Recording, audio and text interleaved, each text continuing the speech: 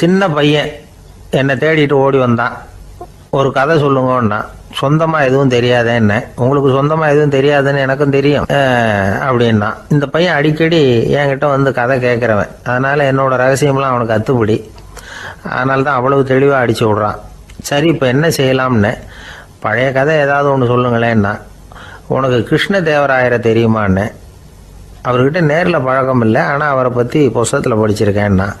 சரி, இவங்கிட்ட மேற்கொண்டு பேச்சு கொடுத்தா நம்மளை ஒரு மாதிரி ஆக்கி விடுவான் அப்படிங்கிறத யூகம் பண்ணிட்டு அவனை உட்கார வச்சு கடைசி வரைக்கும் குறுக்க பேசக்கூடாது அப்படின்னு ஒரு கண்டிஷனையும் போட்டுட்டு அந்த கதையை சொன்னேன்.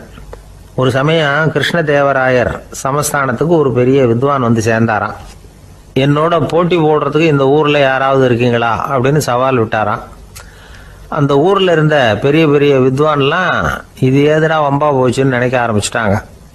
யாரும் அந்த ஆளோட போட்டி போடுறதுக்கு தயாராக இல்லை. எல்லாரும் நடுங்கிக்கிட்டு இருக்கிறாங்க. அந்த நேரத்தில் ஒருத்தன் மட்டும் தைரியமாக முன்னுக்கு வந்தான். அது யாருன்னா தெனாலிராமன். அந்த சமஸ்தானத்தில் விகட கவி அவன். என்ன அனுப்புங்க போட்டிக்கு, நான் ஜெயிச்சு காட்டுறேன்னா. உனக்கு அவ்வளவு தைரியம் இருக்குதா அப்படின்னு கேட்டாங்க. தைரியம் மட்டும்தான் என்கிட்ட இருக்குது, ஆனால் தைரியம் இருந்தால் அதிர்ஷ்டம் தேடிட்டு வருங்கிறது எனக்கு தெரியும் அப்படின்னா. அடுத்த நாள் போட்டி ஆரம்பமாச்சு. அந்த பெரிய வித்வான் வந்து நின்னார். தெனாலிராமன் எதிரில் வந்து நின்னான். அந்த வித்வான் ஒரு விரலை காட்டினார். தெனாலிராமன் பதிலுக்கு 2 விரலை காட்டினான். வித்வான் 3 விரலை காட்டினார். இவன் உடனே 4 விரலை காட்டினான். உடனே 5 விரலை காட்டினார் அவர். தெனாலிராமன் உடனே தன்னுடைய கை முஷ்டியை காட்டினான், கையை மூடி காட்டினான். அவ்வளோதான். அந்த பெரிய வித்வான் கிருஷ்ணதேவராயர் காலில் விழுந்தார். நான் தோத்துட்டேன், என் தோல்வியை ஒத்துக்கிறேன் அப்படின்னு சொல்லிவிட்டார். கிருஷ்ணதேவராயர் அவரை தனியாக அழைச்சிட்டு போய் என்ன நடந்ததுன்னு விசாரித்தார். அந்த வித்வான் விளக்கம் கொடுத்தார். ஆண்டவன் ஒருவன் தான் உண்டுங்கிறத விளக்கறதுக்காக நான் ஒரு விரலை காட்டினேன். அப்படி இல்லை, சக்தியை சேர்த்தா சக்தி சிவன் 2 பேர் உண்டுன்னு உங்கள் வித்வான் 2 விரலை காட்டினார். மூர்த்திகள் 3 பேருங்கிறதுக்காக நான் 3 விரலை காட்டினேன். வேதங்கள் 4ன்னு சொல்லி ஒரு 4 விரலை காட்டினார். பஞ்சபூதங்கள் 5ன்னு நான் 5 விரலை காட்டினேன். அதையெல்லாம் அடக்கி ஆளணும்னு சொல்லி அவர் கையை மூடி உறுதியாக காட்டினார். அடடா, உங்கள் வித்வானுக்கு எப்பேற்பட்ட அறிவு, அவர் தான் ஜெயிச்சார், நான் தோத்துட்டேன் அப்படின்னார் அவர். அப்படி சொல்லிவிட்டு அவர் போயிட்டார். அதுக்கப்புறம் தெனாலிராமனை கூப்பிட்டு என்னப்பா நடந்தது அப்படின்னு கேட்டாராம். அதுக்கு தெனாலிராமன் விளக்கம் கொடுத்துருக்குறான். அவன் முதல்ல என்னை கொன்னுடுவேன்னு அந்த வித்வான் ஒரு விரலை காட்டினான். உடனே ஒரு 2 கண்ணையும் தோண்டி போடுவேங்கிறதுக்காக நான் 2 விரலை காட்டினேன். உனக்கு நாமம் போட்டுருவேன்னு சொல்லி 3 விரலை காட்டினான். அதை அழிச்சிருவேன்னு 4 விரலை காட்டினேன். உன்னை அரைஞ்சிருவேன்னு அவன் 5 விரலை காட்டினான். நான் உங்களை குத்தி போடுவேன்னு சொல்லி கையை மூடி காட்டினேன் அப்படின்னா. இப்போ பாருங்க, ஜெயிச்சது யார்? தைரியம் மட்டும் இருந்துட்டா அதிர்ஷ்டம் தானாக தேடி வருங்கிறது எவ்வளவு உண்மையாக போச்சு. அதனால் நாம் எப்பவும் தைரியமாக இருக்கணும்னு சொல்லிவிட்டு என் எதிரில் கதை கேட்டுட்டு உட்காந்துருந்த சின்ன பையனை பார்த்தேன். அவன் என்னை நிமிர்ந்து பார்த்தான். அவன் தன்னோட கை கால் 2ஐயும் ஒரு மாதிரியாக என் முன்னால் தூக்கி 20 விரலை காட்டினான். எனக்கு ஒன்றும் புரியல. இதுக்கு என்னப்பா அர்த்தம்னு கேட்டேன். இதே கதையை இதுக்கு முன்னாடி என்கிட்ட 20 தடவை நீங்கள் சொல்லியிருக்கீங்கன்னு அர்த்தம் அப்படின்னா. ஒருத்தர் வேகமாக நடந்து போகிறார். கடைத்தெருவில் ஒரு ஸ்வீட்டு கடையை பார்க்குறார். உடனே சடன் பிரேக் போட்டது மாதிரி நிற்கிறார். ஒரு ஸ்வீட் வாங்கி சாப்பிட்லாமேன்னு மனசு சொல்லுது. டாக்டர் வேணாம்னு சொல்லியிருக்கிறார், உடம்புக்கு ஒத்துக்காது, அதனால் அது வேணாம்னு சொல்லுது அறிவு. இவர் மனசு சொல்கிறத கேட்கல, அறிவு சொல்கிறபடி கேட்குறார். அதனால் மறுபடியும் வேகமாக அங்கேருந்து நடந்து போயிடுறார். அவர் நல்ல மனுஷன். மனுஷனுக்கு அறிவும் இருக்குது, உணர்ச்சியும் இருக்குது. எதுக்கு எடுத்தாலும் உணர்ச்சி வசப்பட்டுக்கிட்டு இருக்கக்கூடாது, அறிவு வசத்தில் நாம் இருக்கணும். அப்போ தான் நாம் நல்லபடியாக வாழ முடியும். இல்லைன்னா அவஸ்தை தான். மகாபாரதத்தில் சந்தனுன்னு சொல்லி ஒரு அரசன் வர்றான். அவன் ஒரு சமயம் அறிவு வசப்படாமல் உணர்ச்சி வசப்படுறான். அதாவது ஒரு நாள் கங்கை கரையில் ஒரு அழகான பொண்ணை பார்க்குறான். இவனுடைய மனசு அவகிட்ட போயிடுது. அவளை வந்து கல்யாணம் பண்ணிக்கிறதுக்கு ஆசைப்படுறான். அந்த பொண்ணு சரின்னு சம்மதிக்கிறா. ஆனால் ஒரு நிபந்தனை போடுறா. அந்த நிபந்தனைக்கு சம்மதம்னு சொன்னாதான் உன்னை கல்யாணம் பண்ணிக்குவேன்னு சொல்கிறா. சரி, அவள் போட்ட நிபந்தனை என்ன தெரியுமா? இது மாதிரி, நான் உங்கள் மனசு புண்படுற மாதிரி எந்த காரியம் பண்ணாலும் நீங்கள் என்னை ஏன்னு கேட்கக்கூடாது, நான் செய்கிற காரியத்தை தடுக்கவும் கூடாது. அப்படி நீங்கள் செஞ்சால் அடுத்த கணமே நான் உங்களை பிரிஞ்சு போயிடுவேன். இதுதான் அந்த பொண்ணு போட்ட நிபந்தனை. சந்தன அரசன் இந்த நிபந்தனையை வந்து ஒத்துக்கலாமா? இதை அறிவுபூர்வமாக யோசிச்சிருந்தா இதுக்கு கட்டுப்பட்டுருக்க மாட்டான். இந்த நிபந்தனைக்கு நான் சம்மதிக்க மாட்டேன்னு தான் சொல்லியிருக்கணும். ஆனால் அவன் அந்த நேரத்தில் உணர்ச்சி வசத்தில் இருந்தான். அதனால் நீ என்ன சொன்னாலும் சரின்னு ஒத்துக்கிட்டான். அதில் கல்யாணம் பண்ணிக்கிட்டான். இதனால என்ன ஆச்சு? 7 பச்சை இளம் குழந்தைகளை பிறந்த உடனே அவள் கங்கையில் தூக்கி எறிஞ்சி கொல்லக்கூடிய கோர காட்சியை இவன் ஒன்று பின்னாடி ஒன்றா பார்க்க வேண்டியதாக போச்சு. கடைசியில் 8வது குழந்தை பிறந்ததுன்னு தான் அவனுடைய அறிவு மேலோங்குது. அந்த கொடிய செயலை தடுத்து நிறுத்துறான். அந்த 8வது குழந்தை தான் பின்னாடி பீஷ்மர் ஆகிறார். ஒரு பக்தி பிரசங்கத்தில் ஒரு பேச்சாளர் இந்த விஷயத்தை சொல்லிவிட்டு இன்னொரு விஷயமும் சொன்னார். அது என்னன்னா, சந்துனு மன்னன் அறிவுக்கும் உணர்ச்சிக்கும் நடுவில் அகப்பட்டு தவிச்சதுனால அவன் வம்சத்தில் வந்த கௌரவர்கள் உணர்ச்சி வசப்பட்டாங்க, பாண்டவர்கள் அறிவு வசப்பட்டாங்க அப்படின்னு சொன்னார். மனுஷனுக்கு உணர்ச்சியை விட அறிவு மேலோங்கி இருக்கணுங்கிறது சரிதான். ஆனால் அந்த அறிவை எப்படி உபயோகப்படுத்துகிறோங்கிறது முக்கியம். ஒருத்தர் சொன்னார், சார் இன்னைக்கு கோயம்புத்தூரில் ஒரு கல்யாணம், அதுக்கு நான் போக முடியலேன்னு நினைக்கும் பொழுது மனசுக்கு ரொம்ப வருத்தமாக இருக்குது சார் அப்படின்னார். ரொம்ப உணர்ச்சி வசப்பட்டார். அதுக்காக கவலைப்படாதீங்க சார், ஒரு வாழ்த்து தந்தி கொடுத்துருங்களேன் அப்படின்னார் இன்னொருத்தர். அது எப்படி சார் முடியும்னார் அவர். நான் தானே சார் கல்யாணம் மாப்பிள்ளை அப்படிங்கிறார் அந்த ஆள். ஒரு நண்பர் வந்தார். ரொம்பவும் இறுக்கமாக உடை அணிஞ்சிருந்தார். அதாவது ஆடைக்குள்ளே அவர் மாட்டிக்கிட்டு இருந்தது மாதிரி தெரிஞ்சது. ஏன் துணி குறைச்சலாக எடுத்துட்டீங்களா அப்படின்னு கேட்டோம். இல்லைங்க, எனக்கு எப்போவுமே இறுக்கமாக உடை அணிகிறது தான் பிடிக்கும் அப்படின்னார். ஒருத்தர் எப்படி உடை அணிகிறார் அப்படிங்கிறத வச்சு அந்த ஆள் எப்படிப்பட்டவர் அப்படிங்கிறத கண்டுபிடிச்சிடலாம். உடை அணிகிற விதம் ஒருத்தருடைய மனநிலையை வெளிப்படுத்துதான். இப்போ இறுக்கமான உடை அணிகிறவங்க பொதுவாக மன நிம்மதி இல்லாதவங்களாக இருப்பாங்களாம், கோபக்காரங்களாக இருப்பாங்களாம். ரொம்ப தொலைதொலைப்பாக ஆடை அணிகிறவங்க இருக்கிறாங்கல்ல, அவங்கெல்லாம் அமைதியான ஆளாக இருப்பாங்களாம், சாந்தமாக இருப்பாங்களாம். இவங்கெல்லாம் போராடுறதுக்கு சரியாக வரமாட்டாங்களாம். இப்படி ஒரு கணிப்பு இருக்குது. அதனால தான் போர் வீரர்களுக்கெல்லாம் இறுக்கமான உடையை தான் கொடுக்கறது வழக்கம். ஆனால் சன்னியாசிகளை பாருங்கள், அவங்களுக்கெல்லாம் ரொம்ப தொலை உடைகள் தான். அவங்கெல்லாம் டைட் பேண்ட் போட்டுக்கிட்டு நிற்க மாட்டாங்க சன்னியாசிகள்லாம். அதே மாதிரி சன்னியாசிகள்லாம் காவி உடைய தேர்ந்தெடுக்கிறதுக்கும் காரணம் உண்டு. பல ஆண்டுகள் சோதனை செஞ்சு பார்த்துட்டு தான் சன்னியாசத்துக்கு காவி தான் சரி அப்படின்னு முடிவு பண்ணியிருக்கிறாங்க. இப்போ பௌதீக விஞ்ஞானப்படியும் அதுதான் சரி. அதாவது சூரிய ஒளியில் 7 வண்ணங்கள் உண்டு. ஒரு பொருள் மேலே அது விழும் பொழுது அந்த பொருள் நமக்கு சிவப்பாக தெரிஞ்சதுன்னா அந்த பொருள் சிவப்பை தவிர மற்ற எல்லா நிற கதிர்களையும் உள்வாங்கிக்கிட்டு சிவப்பு நிறத்தை மட்டும் வெளியில் விடுது. அதாவது விலக்கி விடுது. அதனால தான் அந்த பொருள் சிவப்பாக தெரியுது. உடல் ஆரோக்கியத்துக்கு ஓரளவு சிவப்பு தேவைப்படுது. அதனால தான் காவி உடை அணிஞ்சால் சூரிய ஒளி ஓரளவு சிவப்பை விலக்கிவிடும். அதாவது சிவப்பின் பலனும் கிடைக்கும், இந்த சிவப்பின் கெடுதலும் இல்லை அப்படின்னு யோசனை பண்ணாங்க. காவி உதய வேளையின் நிறம். கீழ் வானத்தில் கதிர் உதிக்கிற வேளையில் முதல் ஒளி தோன்றுகிற நேரத்தில் காவி நிறம் தான் கசியும். தியானம் செய்கிறப்போ முதல்ல காணக்கூடிய ஒளி காவி நிறம் தான். தியானத்தின் உச்ச நிலையின் நிறம் நீலம். தியானம் காவி நிறத்தில் ஆரம்பமாகி நீல நிறத்தில் நிறைவடைகிறது அப்படிங்கிறார் ஓஷோ. நீலம் தியான சிகரம், காவி தியான ஆரம்ப குறியீடு, ஒரு சன்னியாசியின் ஆரம்ப தரிசனம் அப்படிங்கிறார் அவர். ஒருத்தர் நாள் பூரா காவி உடைய அணிஞ்சிருந்தா அந்த நிறம் அவருக்கு தியானத்தை பற்றிய நினைவை ஊட்டிக்கிட்டே இருக்கும். இப்படியே ஆடைக்கும் தியானத்துக்கும் இடையில ஒரு தொடர் ஏற்படுது. ஒரு துறவியின் உள்ளார்ந்த பண்பாக அது மாறுது. கடை வீதியில் ஒரு பொருள் வாங்க போகிறோம், அது மறந்துடக்கூடாதுங்கிறதுக்காக ஞாபகம் முடிச்சு போட்டுக்கிறோம். அந்த முடிச்சுக்கும் பொருளுக்கும் தொடர்பு இல்லை. ஆனால் கடை வீதிக்கு போன உடனே அந்த முடிச்சு அந்த பொருளை ஞாபகப்படுத்துது. அதாவது அந்த முடிச்சு ஒரு தொடர்பு அம்சமாக அமையுது. அது மாதிரி தான் காவி உடையும். ஒரு துறவி நடக்கும் பொழுது, சாப்பிடும் பொழுது, குளிக்கும் பொழுது அவருடைய காவி உடை அவருக்கு ஞாபகப்படுத்திக்கிட்டே இருக்கும். அது ஒரு நிலைப்படுத்தப்பட்ட நினைவாக ஞாபகம் முடிச்சாக மாறிடுது. காவி ஆடை இல்லைன்னா ஒருத்தரால் துறவியாக முடியாதுன்னு அர்த்தம் இல்லை. அதே நேரத்தில் காவி ஆடையால் ஒன்றும் பிரயோஜனம் இல்லை, அதில் ஒன்றும் அர்த்தம் இல்லை அப்படின்னு சொல்லிட முடியாது. இதுதான் உண்மை. இவ்வளவு தூரம் காவி ஆடையை பற்றி சொல்கிறதுனால எல்லாரும் சன்னியாசியாக போயிடுங்கோ அப்படின்னு நாம் சொல்கிறதாக யாரும் நினச்சிடக்கூடாது.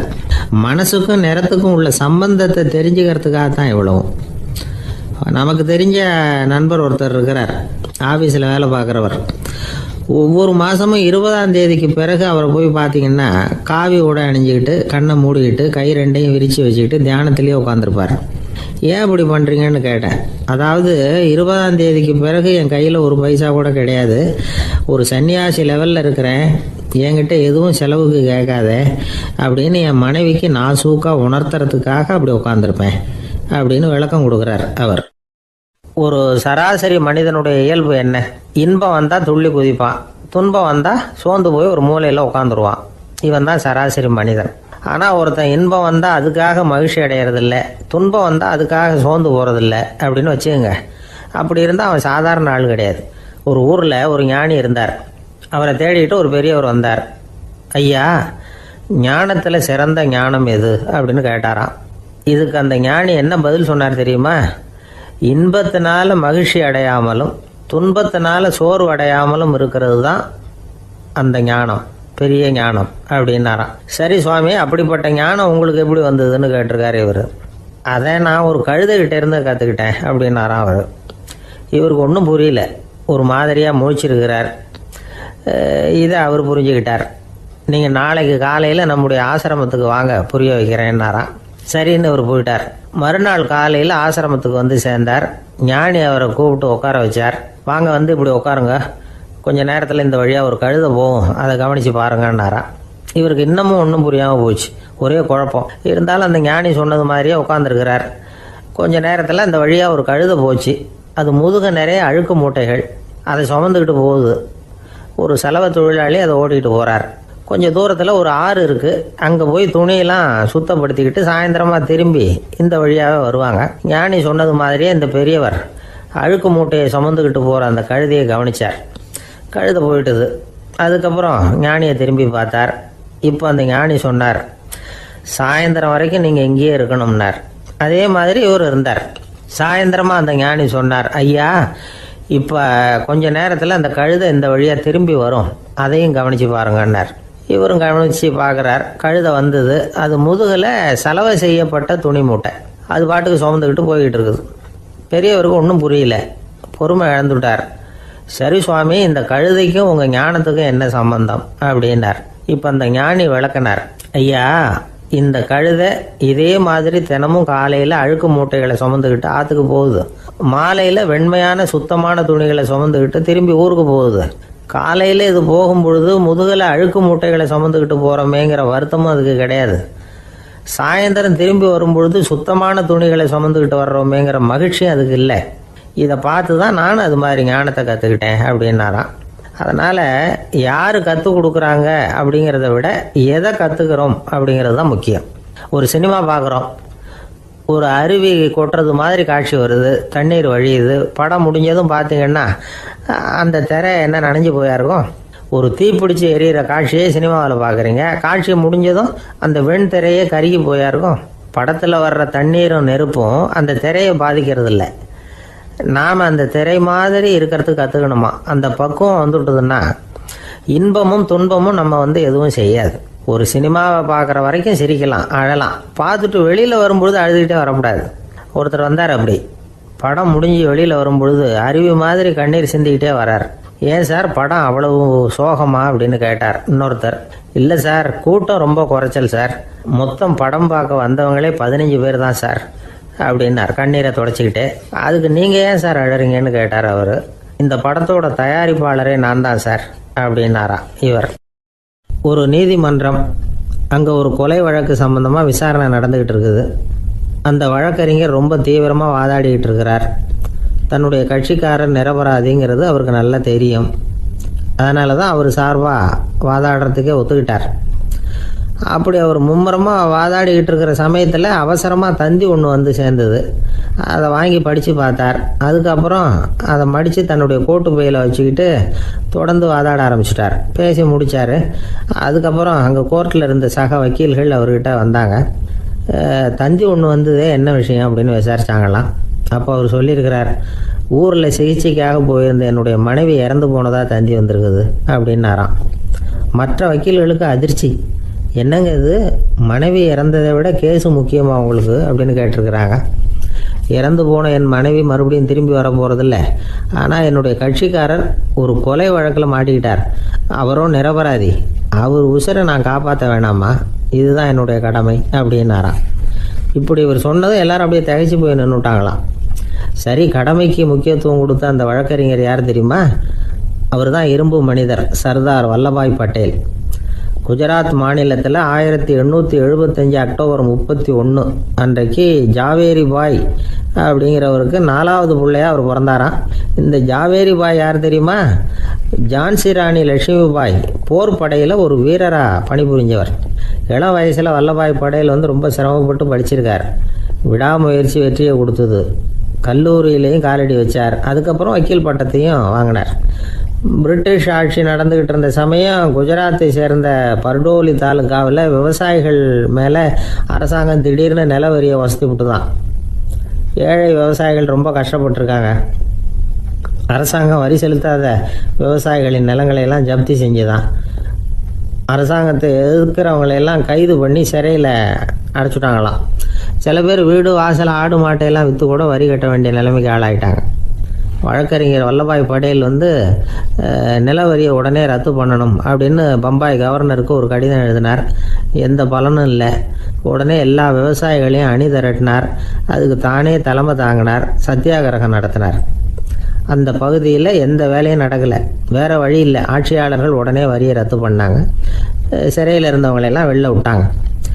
1928 ஆகஸ்ட் 6 சர்க்காருக்கும் விவசாயிகளுக்கும் இடையில் ஒரு உடன்பாடு ஏற்பட்டது. அதுக்கப்புறம் தான் நிலைமை சரியாக போச்சான்.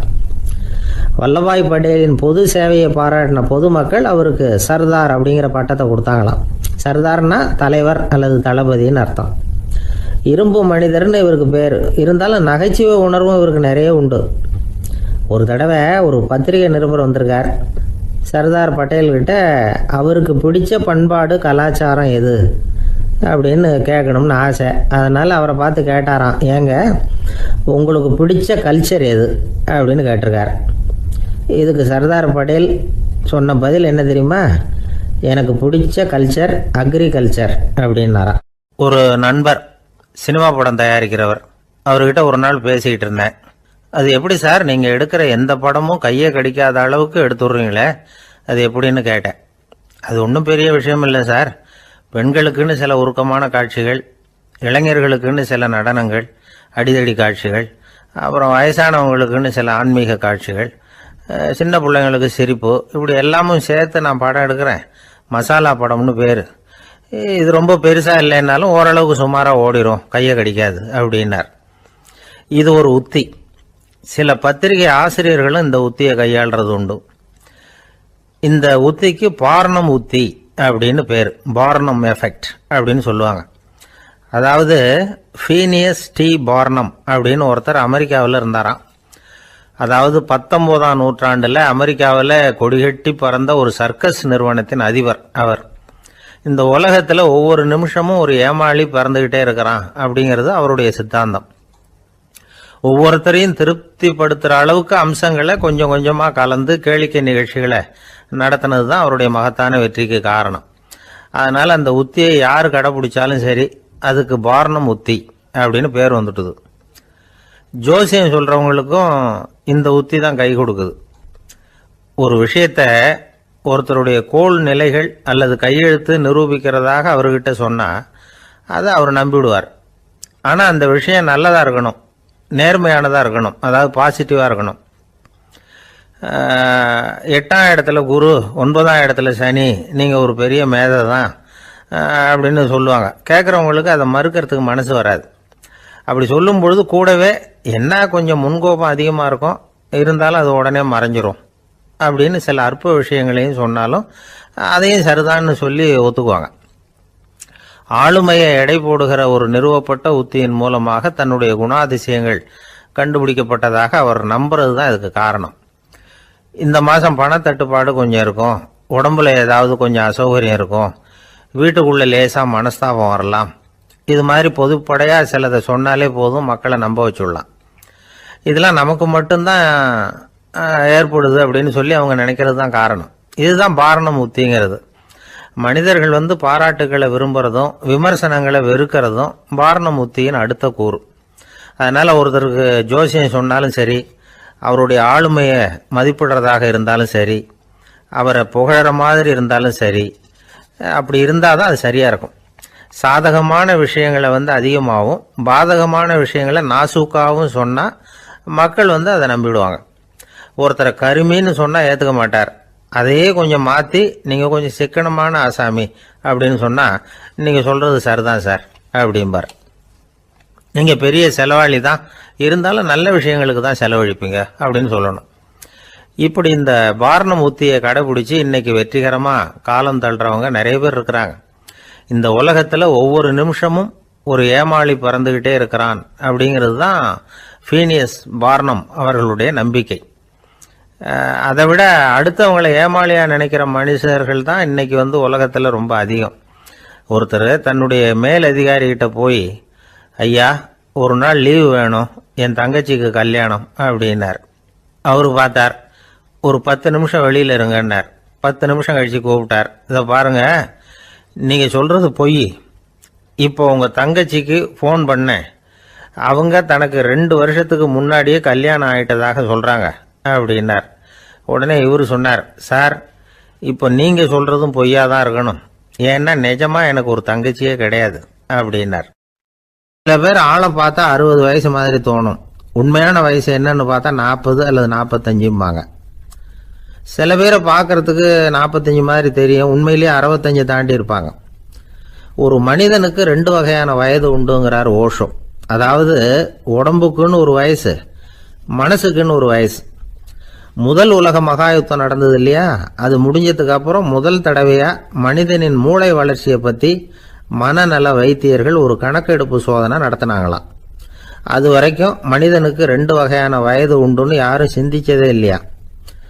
அந்த உலக மகாயுத்தம் முடிஞ்சதுக்கு அப்புறம் மனிதனுடைய சராசரி மனதின் வயதை கணக்கிட்டு பார்க்கும் பொழுது அவங்களுக்கெல்லாம் ரொம்ப அதிர்ச்சியாக இருந்துதான். ஏன்னா அது ரொம்ப பின்தங்கிய நிலையில் இருந்திருக்கு, வளர்ச்சி அடையாத நிலையில் இருந்திருக்கு. அவங்க கண்டுபிடிச்ச பிரகாரம் அப்போ மனசோட சராசரி வயசு என்ன தெரியுமா, 14. அப்படின்னா பார்த்துங்க, உடல் ரீதியாக ஒருத்தரோட வயசு 70 கூட இருக்கலாம், ஆனால் மனசோட வயசு 14 தான். இதுக்கு நேர்மாறாக அமைஞ்சு போச்சுன்னு வச்சுங்க. அதாவது ஒருத்தருக்கு உண்மையிலேயே 14 வயசு, அதாவது உடலோட வயசு 14, அவரோட மனசின் வயசு 70ன்னு வச்சுக்கோங்க. இப்படி அமைஞ்சுட்டுதுன்னா அவர் சீக்கிரம் ஞானத்தன்மை அடைஞ்சிருவார் அப்படின்னு அர்த்தம். இப்போ நமக்கெல்லாம் உடம்போட வயசு மனசோட வயசு ரெண்டும் ஒன்றா இருந்துட்டா அதுவே போதும், அதுவே பெரிய விஷயம். இப்போ எமர்சன் கிட்ட போய் ஒருத்தர் கேட்டாராம், உங்கள் வயசு என்ன அப்படின்னு. அவர் உடனே பதில் சொல்லியிருக்கார், 360 வருஷம் அப்படின்னாராம். கேட்டவர் குழம்பி போயிட்டார். அவர் என்ன சொல்கிறாரு, 360 வயசா, என்ன நம்ம காதில் தான் சரியாக விழலையா? எமர்சன் எப்பவும் உண்மையை பேசுகிற ஒரு சிறந்த அறிவாளி, அவர் இப்படிலாம் பொய் சொல்ல மாட்டாரே அப்படின்னு ஒரு யோசனை பண்ணிக்கிட்டே இவர் மறுபடியும் அவர் கிட்ட போனாராம். ஐயா நீங்கள் சொன்னது சரியாக என் காதில் விழலை, அதனால் மறுபடியும் கேட்குறேன், உங்கள் வயசு என்ன அப்படின்னாராம். எமர்சன் மறுபடியும் சொல்லியிருக்கிறார் 360 வருஷம்னு. வந்தவருக்கு உண்மையிலேயே அதிர்ச்சியாக போட்டுது. அதுக்கப்புறம் மெதுவாக ஆரம்பிச்சாராம், ஐயா நீங்கள் சொல்கிறத என்னால் ஏற்றுக்க முடியாது, எப்படி பார்த்தாலும் இப்போ உங்களுக்கு வயசு ஒரு 60க்கு மேலே இருக்காதுன்னு நினைக்கிறேன் அப்படின்னாராம். நீங்கள் சொல்கிறது சரிதான், அது என் உடம்போட வயசுன்னாராம் எமர்சன். அப்படின்னா ஏற்கனவே நீங்கள் சொன்னது அப்படின்னு கேட்டிருக்காரு, அது என் மனசோட வயசு அப்படின்னாராம். நம்மளை பொறுத்த வரைக்கும் அறிவு தூசு படிஞ்சிருக்கு, அது மாதிரியே அன்பும் மாசுபட்டிருக்கு. இது ரெண்டையும் சுத்தம் பண்ண வேண்டியிருக்குது, அப்போ தான் நாம் சரியான வயசில் வாழ முடியும். ஒரு ஆசாமி இருக்கிறார், அவருக்கு உடம்போட வயசு அதிகம், மனசோட வயசு ரொம்ப குறைச்சல், குழந்தை மாதிரி. அவர் ஒரு ஆஸ்பத்திரியில் படுத்திருக்கிறார். நர்சம்மா எல்லாருக்கும் மருந்து கொடுத்துட்டு போகிறாங்க. கொஞ்ச நேரம் கழித்து திரும்பி வந்தாங்க. அப்போ இவர் அந்த அம்மாவை கூப்பிட்டு சொல்கிறார், இதை பாருங்கள் சிஸ்டர், நீங்கள் எல்லாருக்கும் சின்ன சின்ன மாத்திரையாக கொடுத்துட்டு எனக்கு மட்டும் நீளமான மாத்திரையாக கொடுத்துட்டீங்க, முழுங்கிறதுக்கு ரொம்ப கஷ்டமாக போச்சு, இனிமேல் எனக்கும் சின்ன மாத்திரையாக கொடுங்க சிஸ்டர் அப்படின்னாராம். அந்த அம்மா உடனே அதிர்ச்சியாகி தலையில் அடிச்சுக்கிட்டாங்களாம். நான் கஷ்டப்பட்டு மாத்திரையை முழுங்கினத்துக்கு நீங்கள் ஏமா தலையில் தட்டிக்கிறீங்க அப்படின்னு கேட்டிருக்காரு இவர். இதுக்கு அவங்க சொல்லியிருக்கிறாங்க, நான் உங்களுக்கு கொடுத்துட்டு போனது மாத்திரை இல்லைங்க, அது தெர்மாமீட்டர் அப்படின்னாங்களாம். ஒருத்தர் ஓடி வந்தார், இன்னொருத்தரை பார்த்து, சார் உங்கள் சைக்கிளை ஒரு நாள் இரவல் கொடுங்களேன், பக்கத்து ஊருக்கு போயிட்டு வர வேண்டியிருக்கு அப்படின்னார். இவர் சைக்கிளை கொடுத்து பத்திரமா கொண்டுட்டு போங்கன்னார். சார் இதை பத்திரமா கொண்டு போகிறேன், கவலையே வேணாம், ஏன்னா இது உங்களோட சைக்கிள் அப்படின்னு நான் நினைக்கல, என்னோட சைக்கிளாக நினைக்கிறேன். அப்படின்னார். அதுக்கப்புறம் தான் இவருக்கு உண்மையாகவே பயம் வந்துட்டுது. ஏன்னா அவர் சொன்னது மாதிரி அதை தன்னோட சைக்கிளாகவே நினச்சி தள்ளிட்டு போட்டா என்ன பண்ணுறது? எது எதை நம்முடையதா நினைக்கணுங்கிறதுக்கு ஒரு வரையறை இருக்குது. சில பேர் ஆஃபீஸையே வீடாக நினச்சி விடுறது உண்டு. அப்படிப்பட்டவங்க கூட வீட்டை ஆஃபீஸாக நினைக்கிறது இல்லை. ஏன்னா வீட்டில் இவர் ஆஃபீஸராக நடந்துக்க முடியறதில்ல. இதெல்லாம் ஒரு பக்கம் இருக்கட்டும். இப்போ விஷயத்துக்கு வருவோம். பொறியியல் மேதை டாக்டர் விஸ்வேஸ்வரய்யா இருந்தார் இல்லையா, பாரத ரத்னா விருதெல்லாம் கொடுத்தாங்களே. ஆஃபீஸ் வேலை வேற, சொந்த வேலை வேற அப்படிங்கிறதுக்கு ஒரு உதாரணமாக இருந்தவர் அவர். மைசூர் மகாராஜா கிட்ட திவானா இருந்தார். அவர் ஒரு நாள் அரசாங்க வேலை காரணமாக வெளியூர் போயிருந்தார். ஹாசன்கிற ஊருக்கு பக்கத்தில் ஒரு பயண மாளிகை, அங்கே தங்கிவிட்டார். ராத்திரி அங்கே தங்கி இருந்துட்டு விடிஞ்சதும் ஊருக்கு திரும்புறதாக திட்டம். ராத்திரி தூங்குறதுக்கு ரொம்ப நேரம் ஆயிட்டுது. ரொம்ப நேரம் வரைக்கும் அரசாங்க சம்பந்தப்பட்ட வேலைகளையே பார்த்துக்கிட்டு இருக்கிறார். அரசாங்க ஃபைல்கள் நிறைய இருந்தது. அதையெல்லாம் ஒவ்வொன்றா எடுத்தார், படித்து பார்த்தார், பரிசீலனை பண்ணார். அது அதில் எழுத வேண்டியதை எழுதினார், கையெழுத்து போட்டார். ஒரு வழியாக அந்த வேலையெல்லாம் முடிஞ்சுது. அதுக்கப்புறம் என்ன பண்ணார்னா, தன்னுடைய சூட்கேஸை திறந்தார்.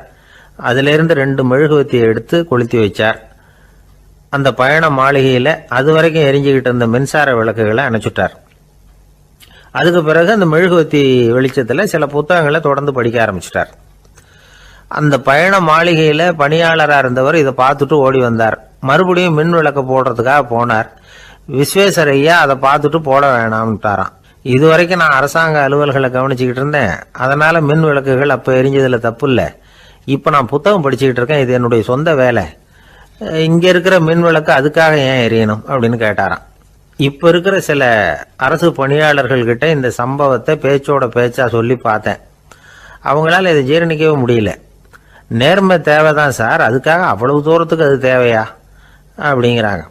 விஸ்வேஸ்வரய்யா அப்படி பண்ணினது தான் ஒரு நேர்மையாளர் அப்படின்னு இந்த உலகத்துக்கு நிரூபிக்கணுங்கிறதுக்காக இல்லை. தான் அப்படி நடந்து காட்டினா தன்னை சுற்றி இருக்கிறவங்களும் அதை கேள்விப்படுறவங்களும் முடிஞ்ச அளவுக்கு பொது வாழ்க்கையில் அரசு பணியில் நேர்மையை கடைபிடிக்க முயற்சி பண்ணலாமே அப்படிங்கிறதுக்காகத்தான். இப்போவும் சில பேர் இருக்கிறாங்க, இவங்க ஆஃபீஸ் வேற வீடு வேறன்னு நினைக்கிறது இல்லை, அவ்வளோ உரிமை. ஒருத்தர் அப்படிதான், அவருக்கு அவசரமாக 5000 ரூபா தேவைப்பட்டது. ஆஃபீஸு பணத்தை எடுத்துக்கிட்டார். அந்த நேரம் பார்த்து ஆடிட் வந்துட்டுது. ஆப்பிட்டுக்கிட்டார். விசாரணை நடக்குது. அவர் சொல்கிறார், சார் நான் நேரம் காலம் பார்க்காம ஆஃபீஸில் வேலை செய்வேன். ஏன்னா அதை என்னோட ஆஃபீஸாக நினைக்கிறேன். அவசரத்துக்கு அந்த பணத்தை எடுத்தேன், மறுபடியும் வச்சுடலாம்னு தான் இருந்தேன். அதுக்குள்ளே இப்படி ஆகிட்டுது. நீங்கள் என்ன நினச்சாலும் சரி, நான் ஆஃபீஸ் வேற வீடு வேற அப்படின்னு நினைக்கிறது இல்லை, அது என்னோட சுபாவம் அப்படின்னார். விசாரணை பண்ணவர் தீர்ப்பு வழங்கினார். உங்கள் சுபாவத்துக்கு மதிப்பு கொடுத்து நானும் தீர்ப்பு வழங்குறேன். நீங்கள் கொஞ்ச நாள் ஜெயிலில் இருந்துட்டு வாங்க, அது உங்களுக்கு கஷ்டமாக இருக்காதுன்னு நினைக்கிறேன். ஏன்னா அங்கே போனாலும் நீங்கள் உங்கள் சுபாவப்படி வீடு வேற ஜெயில் வேறன்னு நினைக்க மாட்டீங்க அப்படின்னாராம். ஒரு நண்பர் யாருக்கோ ஃபோன் பண்ணிட்டு இருந்தார். அவர் பேசி முடித்ததும் நான் அவரை பார்த்து, இப்போ ஃபோன் பண்ணீங்களே அந்த ஃபோன் நம்பர் என்ன அப்படின்னு கேட்டேன். அவர் தலையை சொரிஞ்சுக்கிட்டார், ஞாபகம் வரலன்னார். சரி சார் அதை விடுங்க, உங்கள் மனைவி பேர் என்ன அப்படின்னு கேட்டேன். மாலதின்னார். என்ன சார் இது வேடிக்கை, கொஞ்ச நேரத்துக்கு முன்னாடி பேசின ஃபோன் நம்பர் மறந்து போச்சு. எப்போவோ கல்யாணம் பண்ணிக்கிட்ட மனைவி பேர் மறக்கலை, அதை கரெக்டாக சொல்லிவிட்டீங்களே அப்படின்னு கேட்டேன். அவர் என்ன ஒரு மாதிரியாக பார்த்தார். அவர் அப்படி என்னை பார்த்ததில் ஒன்றும் தப்பு இல்லை, ஏன்னா நாம் எல்லாருமே அப்படித்தானே. ஒரு குறிப்பிட்ட காரியத்துக்காக தொலைபேசியில் ஒருத்தட்ட பேசுகிறோம், அதுக்கப்புறம் அந்த எண் நமக்கு அனாவசியம், அதனால் மறந்துடுறோம். இதுக்கு பேர் தான் தற்காலிக ஞாபகம். ஆனால் மனைவி பேரை மறந்துட முடியுமா? முடியாது. அது அவசியமான ஒன்று. அடிக்கடி அந்த பேரை உபயோகப்படுத்துகிறோம், அதனாலேயும் அது முக்கியங்கிறதுனாலேயும் அதை மறக்கிறது இல்லை. இதுக்கு பேர் நிரந்தர ஞாபகம். சரி, இந்த தற்காலிக ஞாபகம் நிரந்தர ஞாபகம், இது 2 ஞாபக அளவுகளையும் கட்டுப்படுத்துறது எது அப்படின்னா மூளைக்குள்ள நடக்கிற மின்சார நடவடிக்கைகள் தான். தற்காலிக ஞாபகம் ஒரு மின்னல் மாதிரி தோன்றி மறையுது. நிரந்தர ஞாபகம் ஒரு படிவம் போல மூளையில படிஞ்சுடுது. ஒரு சம்பவத்தின் பல பிரதிகள் மூளையில பல்வேறு பகுதிகளிலேயும் படியறதுனால ஒன்று மறைஞ்சாலும் மறந்தாலும் இன்னொன்று மறையறதில்லை. இப்படிப்பட்ட நிலைமையில தான் இந்த தொண்டையில இருக்கு வாயில் வரமாட்டேங்குது சார் அப்படிமா. ஒருத்தருக்கு எந்த துறையில ஆர்வமும் ஈடுபாடும் அதிகமோ அது சம்பந்தமான ஞாபக சக்தி அதிகமா இருக்கும். தொழிலை விரும்புகிற ஒரு டெலிபோன் ஆபரேட்டருக்கு எண்கள்லாம் நல்ல ஞாபகம் இருக்கும். அது மாதிரி கவிஞர்களுக்கு வார்த்தைகள் நல்ல ஞாபகத்தில் இருக்கும். இது ஒரு பக்கம் இருந்தாலும் ஒரு மூளை எண்களை விட எழுத்துக்களை விட படங்களை ரொம்ப சுலபமா ஞாபகத்தில் வச்சுக்குது. புரிஞ்சுக்கிற தன்மை, அனுபவம், புத்தி கூர்மை இது கூடி குறையிறத பொறுத்து ஞாபக சக்தியும் ஏறும் இறங்கும். இப்போ உதாரணத்துக்கு ஒரு பையனுக்கு படித்தது எதுவும் ஞாபகத்தில் இல்லைன்னா அவன் அதை சரியாக புரிஞ்சுக்கலன்னு அர்த்தம். இந்த மறதிங்கிறது எந்த சமயத்தில் ஒரு பிரச்சனை ஆகுது தெரியுமா? உங்களுக்கு வேண்டியப்பட்ட ஒருத்தரை ஞாயிற்றுக்கிழமை சாயந்தரம் சரியாக 5 மணிக்கு கடற்கரைக்கு வர சொல்லிவிட்டு அந்த நேரத்தை மறந்துட்டா அது பரவாயில்ல, வர சொன்னதையே மறந்துட்டாதான் நிலைமை மோசம்னு அர்த்தம். இப்படி இருந்தா இது சிகிச்சை எடுத்துக்க வேண்டிய நிலைமைங்கிறத புரிஞ்சுக்கணும். ஆமா, இதுக்கும் மருந்து இருக்கு. ஆனா மூளை குறிப்பிட்ட அளவுக்கும் கீழே இயங்குறப்போவோ இன்னொன்னு சொல்லுவாங்க, இந்த நியூரோ டிரான்ஸ்மிட்டர் அப்படின்னு சொல்லுவாங்க. அப்படிங்கிற மூளை ரசாயனம் ரொம்பவும் குறைஞ்சி போறப்போ மட்டும்தான் உபயோகப்படும். டாக்டர் என்ன சொல்றாங்க தெரியுமா? மூளையை பொறுத்த வரைக்கும் அதுல ஞாபக சக்தி அதிகமா உள்ள மூளை, மறதி உள்ள மூளை அப்படின்னு ஒன்றும் கிடையாது அப்படிங்கிறாங்க. நினைவு வச்சுக்கிறதுக்கு பயிற்சி அளிக்கப்பட்ட மூளை, பயிற்சியற்ற மூளை அப்படின்னு வேணும்னா சொல்லலாம் அப்படின்னு சொல்றாங்க. அதனால நம்ம ஞாபக சக்திங்கிறது நம்ம கிட்ட இருக்கிற பயிற்சி, முயற்சி இதை பொறுத்து தான் அமையும். ஒருத்தர் ஒரு பென்சிலை எங்கேயோ வச்சுக்கிட்டு தேடிக்கிட்டு இருந்தார். அப்புறம் என்னமோ தீவிரமா யோசனை பண்ணி அதை ஞாபகப்படுத்தி பார்த்துக்கிட்டு இருந்தாராம். எதிரில் உட்கார்ந்துருந்தவர் சொன்னார், பென்சிலை தானே தேடிட்டு இருக்கீங்க, அது உங்க வலது காதில் இருக்குது சார் அப்படின்னாராம் அவரு. இதுக்கு அவரு சொல்லியிருக்காரு, பென்சிலை வலது காதில் தான் வச்சிருக்கேங்கிறது எனக்கு நல்லா ஞாபகம் இருக்கு, ஆனா எது வலது காதுங்கிறது தான் மறந்து போச்சு அப்படின்னாராம். அவர் அதை தான் யோசிச்சுட்டு இருந்திருக்கிறார். ஒருத்தர் ரொம்ப கவலையோட உட்காந்துருந்தார். எதை பத்தி சார் கவலைப்படுறீங்கன்னு கேட்டோம். எதிர்காலத்தை பத்தி கவலைப்படுறேன்னார். ஏன்னு கேட்டோம். என்ன பண்றதுன்னே தெரியல சார், எதிர்காலம் ஒரே இருட்டா இருக்கு, பாதையே புரியலன்னார். இன்னைக்கு நம்ம இளைஞர்கள் பல பேருக்கு எதிர்காலம் இருட்டா தான் தெரியுது. அவங்கெல்லாம் இந்த கதையை கொஞ்சம் கேட்கணும். ஒரு மலை அடிவாரத்தில் ஒரு சின்ன கிராமம். அந்த மலை ரொம்ப உயரமானது. அடர்த்தியா செடி கொடிகள் மரங்கள் அதில் மண்டி கிடக்குது. பகல் வேளையில் இருட்டாக தான் இருக்கும், அவ்வளவு அடர்த்தி. அந்த மலை உச்சியில் ஒரு கோவில். முத நாள் ராத்திரியே புறப்பட்டாதான் காலையில் அந்த கோயிலுக்கு போய் சேர முடியும். கிராமத்து இளைஞன் ஒருத்தன் அந்த மலை உச்சிக்கு போக வேண்டியிருந்தது. கையில் ஒரு விளக்கை எடுத்துக்கிட்டு முத நாள் ராத்திரியே புறப்பட்டான். புறப்பட்டு போனவன் கிராமத்து எல்லையிலேயே நின்றுட்டான். ஏன் தெரியுமா? அவன் கையில் இருந்த விளக்கோட வெளிச்சம் 10 அடி தூரத்துக்கு தான் தெரியுது. அது வரைக்கும் தான் பாதை தெளிவாக இருக்குது. அதுக்கு அப்பால எல்லாம் ஒரே இருட்டாக இருக்குது, பாதை புரியல. இவன் யோசனை பண்ணி பார்த்தான். மனசுக்குள்ள ஒரு சந்தேகம். 10 அடி தூரம் தானே வெளிச்சம் தெரியுது, அப்படின்னா நாம் 10 அடி தூரம் தானே போக முடியும். அதுக்கும் அந்தாண்ட ஒரே இருட்டாக இருக்குது, அதில் எப்படி நாம் நடந்து போகிறது? நாம் ரொம்ப தூரம் நடந்து போய் ஆகணுமே. அப்படிப்பட்ட நினப்பெல்லாம் அவனுக்கு வந்துட்டுது. இதுதான் அவன் மனசில் ஏற்பட்ட தயக்கம். இப்படி யோசிச்சுக்கிட்டே அந்த இளம் ஆசாமி புறப்பட்ட இடத்துலயே நின்றுகிட்டு இருக்கிறான். அந்த சமயத்தில் ஒரு வயசான பெரியவர் அந்த பக்கமாக வந்தார். அவர் கையில் இதை விட சின்னதாக ஒரு விளக்கு வச்சிருந்தார். அது எப்படின்னா அது ஒரு 5 அடி தூரத்துக்கு தான் வெளிச்சம் காட்டுது, அவ்வளவு சின்ன விளக்கு. அவரும் மலை உச்சிக்கு போகிறதுக்காக தான் வந்துகிட்டு இருக்கிறார். அவரை பார்த்து இவன் கேட்டான், என்ன பெரியவரே, இவ்வளவு சின்ன விளக்க வச்சுக்கிட்டு அவ்வளவு தூரத்துக்கு எப்படி மலையேற போறீங்க அப்படின்னு கேட்டான். நீ ஏன் இப்படி தயங்கிட்டே நிற்கிறேன்னு கேட்டார் பெரியவர். என்கிட்ட இருக்கிற விளக்கு 10 அடி தூரத்துக்கு தான் பாதையை காட்டுதுன்னா. இப்போ பெரியவர் சொன்னார், தம்பி, உன் கையில் இருக்கிற விளக்கு கொடுக்குற வெளிச்சத்தை வச்சு நீ முதல்ல 10 அடி தூரம் முன்னாடி போ. 10வது அடியில் போய் நின்றுக்கிட்டு பாரு, மறுபடியும் ஒரு 10 அடி தூரத்துக்கு பாதை தெரியும். இப்படி உன் கையில் இருக்கிற விளக்கு தொடர்ந்து வெளிச்சம் காட்டிக்கிட்டே இருக்கும். நீ முன்னேற முன்னேற அந்த வெளிச்சமும் முன்னேறும்.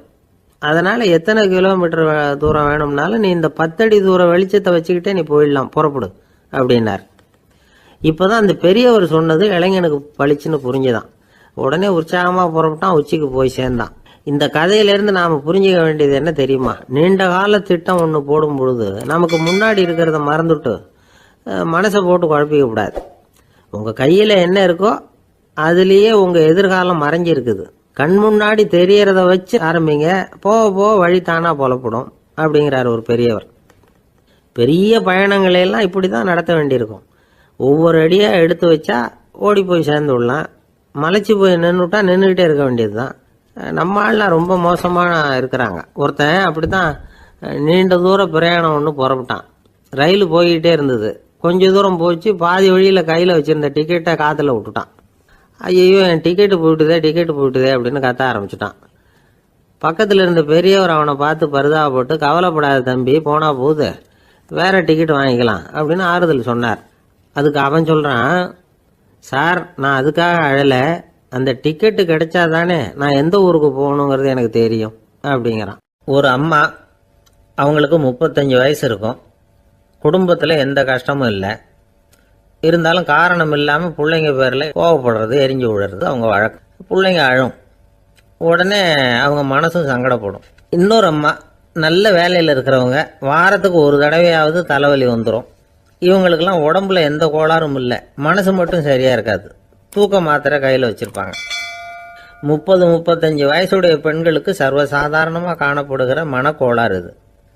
இதுக்கு பேர் மனவாட்டம், டிப்ரெஷன், மனமடிவு அப்படின்னு சொல்லலாம். இந்த நோய்க்கு அறிகுறி என்ன தெரியுமா?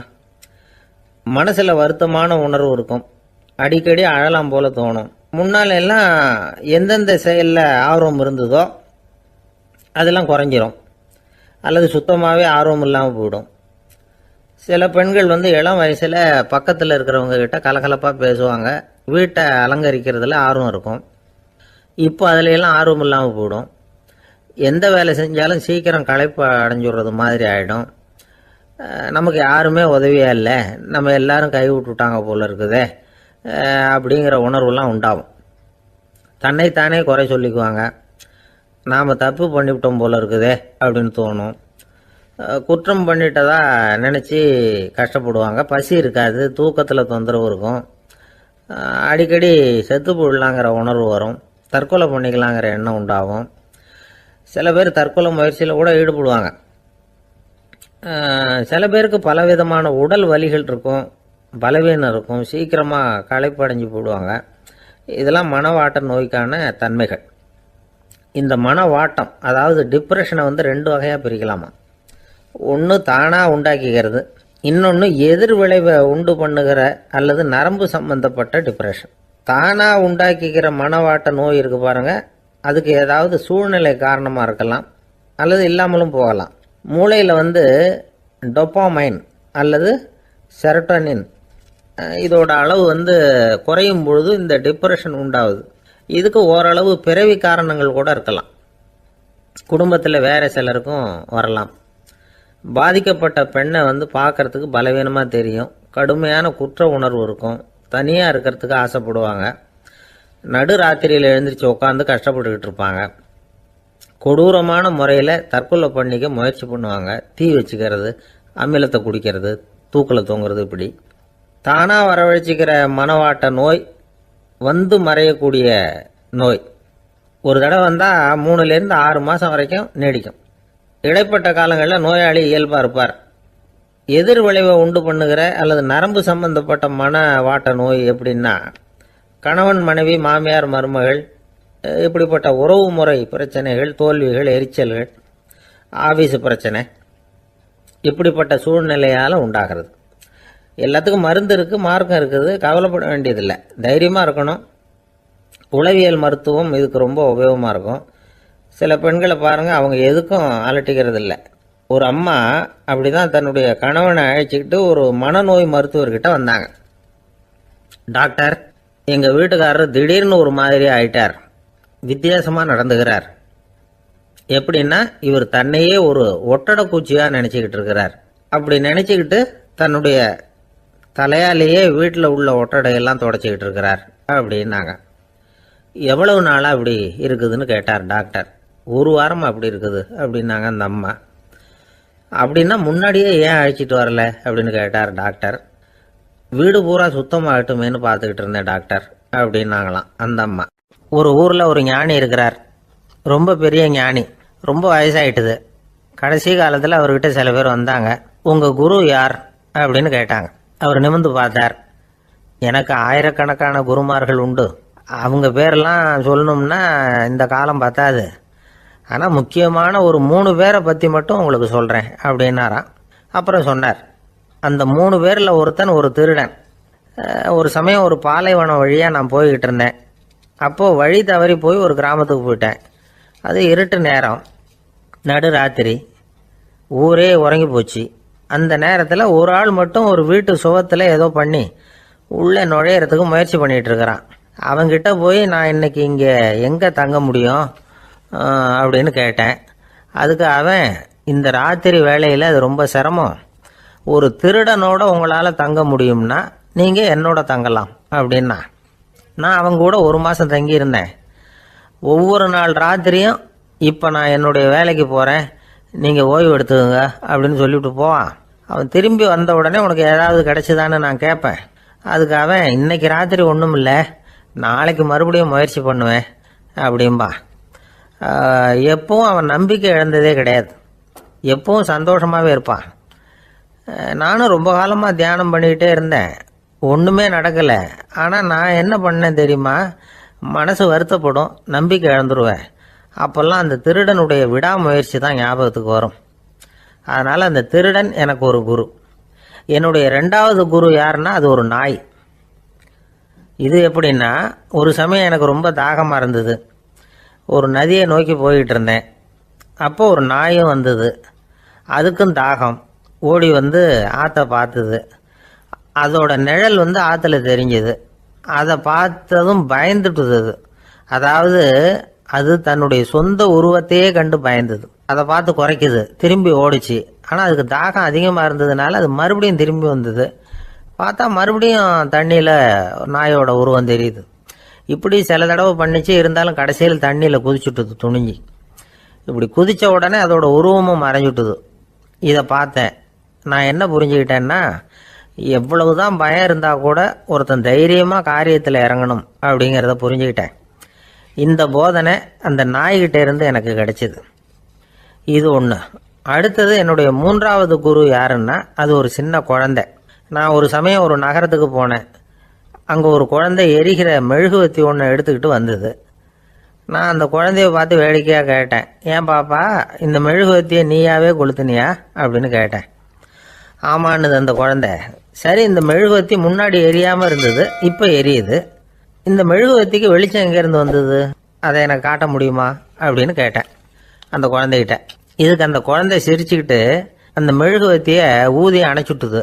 அதுக்கப்புறம் என்னை பார்த்து கேட்டுது, இப்போ இந்த மெழுகுவத்தியின் வெளிச்சம் போனதை பார்த்தீங்க இல்லையா, அது எங்கே போச்சுன்னு எனக்கு சொல்லுங்க அப்படின்னுது. அந்த குழந்தை இப்படி கேட்டதும் என்கிட்ட இருந்த ஆணவம் அழிஞ்சுட்டுது. நான் படித்ததெல்லாம் அந்த வினாடியில் சுக்கு நூறாக போயிட்டுது. என்னுடைய முட்டாள்தனத்தை நான் உணர்ந்தேன் அப்படின்னு இவ்வளவு அந்த ஞானி விவரமாக சொன்னாராம். அதனால் நாம் இன்னார்கிட்டே இருந்து தான் இதை கற்றுக்கணுங்கிறது இல்லை, யாருக்கிட்டே இருந்தும் எதையும் கற்றுக்கலாம். நம்மால் ஒருத்தன் ஒரு நாய் வளர்த்துக்கிட்டு இருந்தான். அந்த நாய்க்கு வால் கிடையாது. யாரோ ஏற்கனவே வெட்டி எடுத்துட்டாங்க.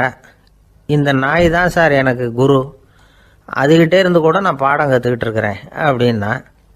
அப்படி என்ன கற்றுக்கிட்டேன் இந்த வால் இல்லாத நாய்கிட்டே இருந்து அப்படின்னு கேட்டோம்.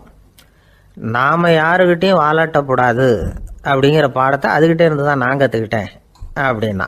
இந்த உலகத்தில் எவ்வளவோ உயிரினங்கள் இருக்குது, ஒவ்வொன்றும் ஒவ்வொரு விதமாக சண்டை போடுது. இப்போ 2 மாடு சண்டை போட்டுக்குதுன்னு வச்சுங்க, என்ன பண்ணும், 2 முட்டிக்கும். அதுக்கு சண்டை போடுறதுக்கு ஆயுதமாக உபயோகப்படுறது அதோட கொம்பு. 2 சேவல் சண்டை போட்டுக்குதுன்னு வச்சுங்க, அதுக்கு ஆயுதமாக உபயோகப்படுறது அதோட கால் நகம். காலால் தான் அது ஒன்றோட ஒன்று சண்டை போட்டுக்கும். ஆனால் 2 மனுஷன் சண்டை போட்டுக்கிறான்னு வச்சுங்க, இவன் இன்னதை தான் ஆயுதமாக உபயோகப்படுத்துவான்னு குறிப்பிட்டு சொல்ல முடியாது. கல்லை எடுப்பான், கத்தி எடுப்பான், துப்பாக்கி எடுப்பான், என்ன வேணாலும் பண்ணுவான். வாயால் திட்டுவான், கையால் அடிப்பான், காலால் உதைப்பான், சகலகலா வல்லவன். விலங்குகள்லாம் பொதுவாக வாயை சாப்பிட்றதுக்கு மட்டும்தான் உபயோகப்படுத்துது. ஆனால் இவனுக்கு சாப்பிட்றதுக்கும் அதுதான், சாப்பிட்டு விட்டு திட்டுறதுக்கும் அதுதான். ஆனால் ஒரு விஷயத்தில் மட்டும் கெட்டிக்கிறேன். அதாவது நாம் சண்டை போட்டுக்கிட்டாலும் பரவாயில்லை, கோழிகள் சண்டை போடாமல் இருக்கணும் அப்படின்னு ஆசைப்படுறான். எதுக்காக? கோழிகள் சண்டை போடாமல் இருந்தால் நிறைய முட்டைகள் போடுமா, அதுக்காக தான் இந்த அக்கறை. கோழி பண்ணை வச்சிருக்கிறவங்களுக்கு இது ஒரு பெரிய பிரச்சனை. அதாவது பண்ணையில் இருக்கிற கோழிகளுக்குள்ளே அடிக்கடி சண்டை வந்துடும். அதனால் முட்டை உற்பத்தி குறைஞ்சிரும். சரி, இதுக்கு என்ன பண்ணுறது? பண்ணையில் போய் உட்காந்துக்கிட்டு தினமும் பஞ்சாயத்து பேசிகிட்டு இருக்க முடியுமா? அமெரிக்காவில் கோழி பண்ணை வச்சுருக்கிற ஒருத்தர் இதை பற்றி யோசனை பண்ணி பார்த்தாராம். ஒரு வழியையும் கண்டுபிடிச்சிருக்கார். கோழிக்கெல்லாம் மூக்கு கண்ணாடி மாட்டி விட்டுட்டோம்னா அது சண்டை போடுற குணம் குறைஞ்சிரும், முட்டை அதிகமாகிடும். அந்த கண்ணாடியில் உள்ள லென்ஸு சிவப்பு நிறத்தில் இருக்கணும், அவ்வளவுதான் அப்படின்னு அவர் கண்டுபிடிச்சாராம். இது ஏற்கனவே நடைமுறையில் கண்டுபிடிக்கப்பட்ட ஒரு விஷயம். ஆனால் எல்லா கோழிக்கும் சிவப்பு மூக்கு கண்ணாடி எப்படி மாட்டி விடுறது? அப்படியே மாட்டி விட்டாலும் அது நழுவாமல் இருக்கணுமே. இப்போ நாமெல்லாம் நடு வரலால் மூக்கு கண்ணாடி நடுவில் தொட்டு அப்படி ஸ்டைலாக சரி பண்ணிக்கிறோம். அது மாதிரி கோழி எப்படி சரி பண்ணிக்கும்? இதுதான் பிரச்சனை. இதுக்கு அவர் என்ன வழி கண்டுபிடிச்சாருன்னா, கோழிக்கெல்லாம் மூக்கு கண்ணாடிக்கு பதிலாக விழியொட்டு வில்லைகள், கான்டாக்ட் லென்ஸ், அதை பொருத்தி விட்டா என்ன அப்படின்னு யோசனை பண்ணார். அதே மாதிரி பண்ணார். அதே மாதிரி செஞ்சு பார்த்தார், வெற்றி. அதுக்கப்புறம் கோழியெல்லாம் சண்டை போட்டுக்கலையாம், சமாதான பிரியர்கள் ஆகிட்டு தான். கோழிகளுக்கு இயல்பாகவே சண்டை போடுற குணம் உண்டு. ஆனால் அதோட கண்ணுக்கு பார்க்குற பொருள்லாம் ரோஜா நிறத்துலையோ அல்லது இன்னும் சொல்ல போனால் அழுத்தமான சிவப்பு நிறத்துலையோ தெரிஞ்சதுன்னா சண்டை போடுற குணம் குறைஞ்சிருதான். அந்த சமயத்தில் அது அதிகமாகவும் முட்டையிட ஆரம்பிச்சுடுதான். அதே நேரத்தில் இறை எடுக்கிறத கூட குறைச்சிக்குதான். இது ஏன் இப்படி பண்ணுதுங்கிறது விஞ்ஞானிகளுக்கு இன்னமும் புரியலையா. எப்படியோ அமெரிக்க கோழிகள்லாம் கான்டாக்ட் லென்ஸ் பொருத்திக்க ஆரம்பித்தாச்சு. கோழி கழுத்தை பிடிச்சிக்கிட்டு ஒரு சில வினாடிகளில் அதை பொருத்தி விட்றாங்களாம். கோழியோட ஆயுள் பூரா அது அப்படியே இருக்குமா. பண்ணையில் முட்டை உற்பத்தி குறைஞ்சா இது மாதிரி விஞ்ஞானபூர்வமாக பரிகாரம் தேடுறது தான் நல்லது. நமக்கு வேண்டியப்பட்ட ஒருத்தர், அவர் ஒரு கோழி பண்ணை வச்சுருந்தார். அந்த பண்ணையில் பாதி கோழி திடீர்னு செத்து போச்சு. உடனே ஒரு கால்நடை மருத்துவர்கிட்ட போக வேண்டியது தானே. அங்கே போகல. உள்ளூரில் மந்திரம் பண்ணிகிட்டு இருந்த ஒரு சாமியார்கிட்ட போனார். அவர் காலில் விழுந்தார். சாமி, என் பண்ணையில் பாதி கோழி செத்து போட்டுதுன்னார். சாமியார் யோசனை பண்ணார். சரி, பண்ணையில் வாசப்படி கிழக்கு பக்கமாக வச்சுருக்கியா மேற்கு பக்கமாக வச்சுருக்கியான்னு கேட்டார். கிழக்கு பக்கமாக இருக்குன்னார் அவர். அதுதான் தப்பு, மேற்கு பக்கமாக அதை மாற்று சரியாக போடும்னாராம். அதே போல் இவர் போய் மாற்றிவிட்டார். அப்பவும் பாதி செத்து போச்சு. மறுபடியும் சொன்னார், சாமி மறுபடியும் பாதி கோழி செத்து போட்டுதேன்னார். சரி, கூரை எப்படி போட்டிருக்க? ஓடு போட்டிருக்கியா இல்லை கீத்து போட்டிருக்கியான்னார். ஓடு போட்டிருக்கேன்னாராம் அவர். அதுதான் தப்பு, கீத்து போட்டுரும் சரியாக போடும்னாராம். சரின்னு போய் அதையும் மாற்றி பார்த்தார். மறுபடியும் போயிட்டுது, கோழி செத்து போச்சு. வந்தார். மறுபடியும் பாதி செத்து போச்சு சாமின்னு வந்தார். இவரும் யோசனையை மாற்றி மாற்றி சொல்லிகிட்டே இருக்கிறார். இப்படி அவரும் மாற்றி மாற்றி பார்த்தார். 6வது தடவையாக அவரை தேடிட்டு வந்தார். அந்த சமயத்தில் இவர் ரொம்ப தீவிரமாக யோசனை பண்ணி பார்த்துட்டு, அது சரிப்பா, நீ என்கிட்ட சளைக்காமல் வந்துக்கிட்டு இருக்கிற, நானும் யோசனை சொல்லிகிட்டு இருக்கேன். இப்போவும் உங்ககிட்ட சொல்கிறதுக்கு என்கிட்ட யோசனை நிறையா இருக்குது. ஆனால் சோதிக்கிறதுக்கு உங்ககிட்ட கோழி இல்லையே, என்ன பண்ணுறது அப்படின்னாராம் இவர். ஒரு ஊரில் ஒரு பெரிய ஞானி இருந்தார். அவர் படுக்கையில் இருந்தார். இன்னும் கொஞ்ச நேரம்தான் அவர் இந்த உலகத்தில் இருக்க போகிறார். அவரை சுற்றி ஏகப்பட்ட கூட்டம். ஏற்கனவே அவருடைய உபதேசங்களை கேட்டவங்க பல பேர் அவரை சுற்றி நிற்கிறாங்க. அந்த ஞானி மெதுவாக கண்ணை திறந்து பார்க்குறார். எல்லாரும் அவருடைய கடைசி வார்த்தையை கேட்கறதுக்காக அவளோட காத்துக்கிட்டு இருக்கிறாங்க. அந்த ஞானி மெதுவாக பேச ஆரம்பித்தார். நான் என்னுடைய வாழ்நாள் பூராவும் உங்களுக்கு நிறைய போதனைகள் சொல்லிக்கிட்டு இருக்கிறேன்.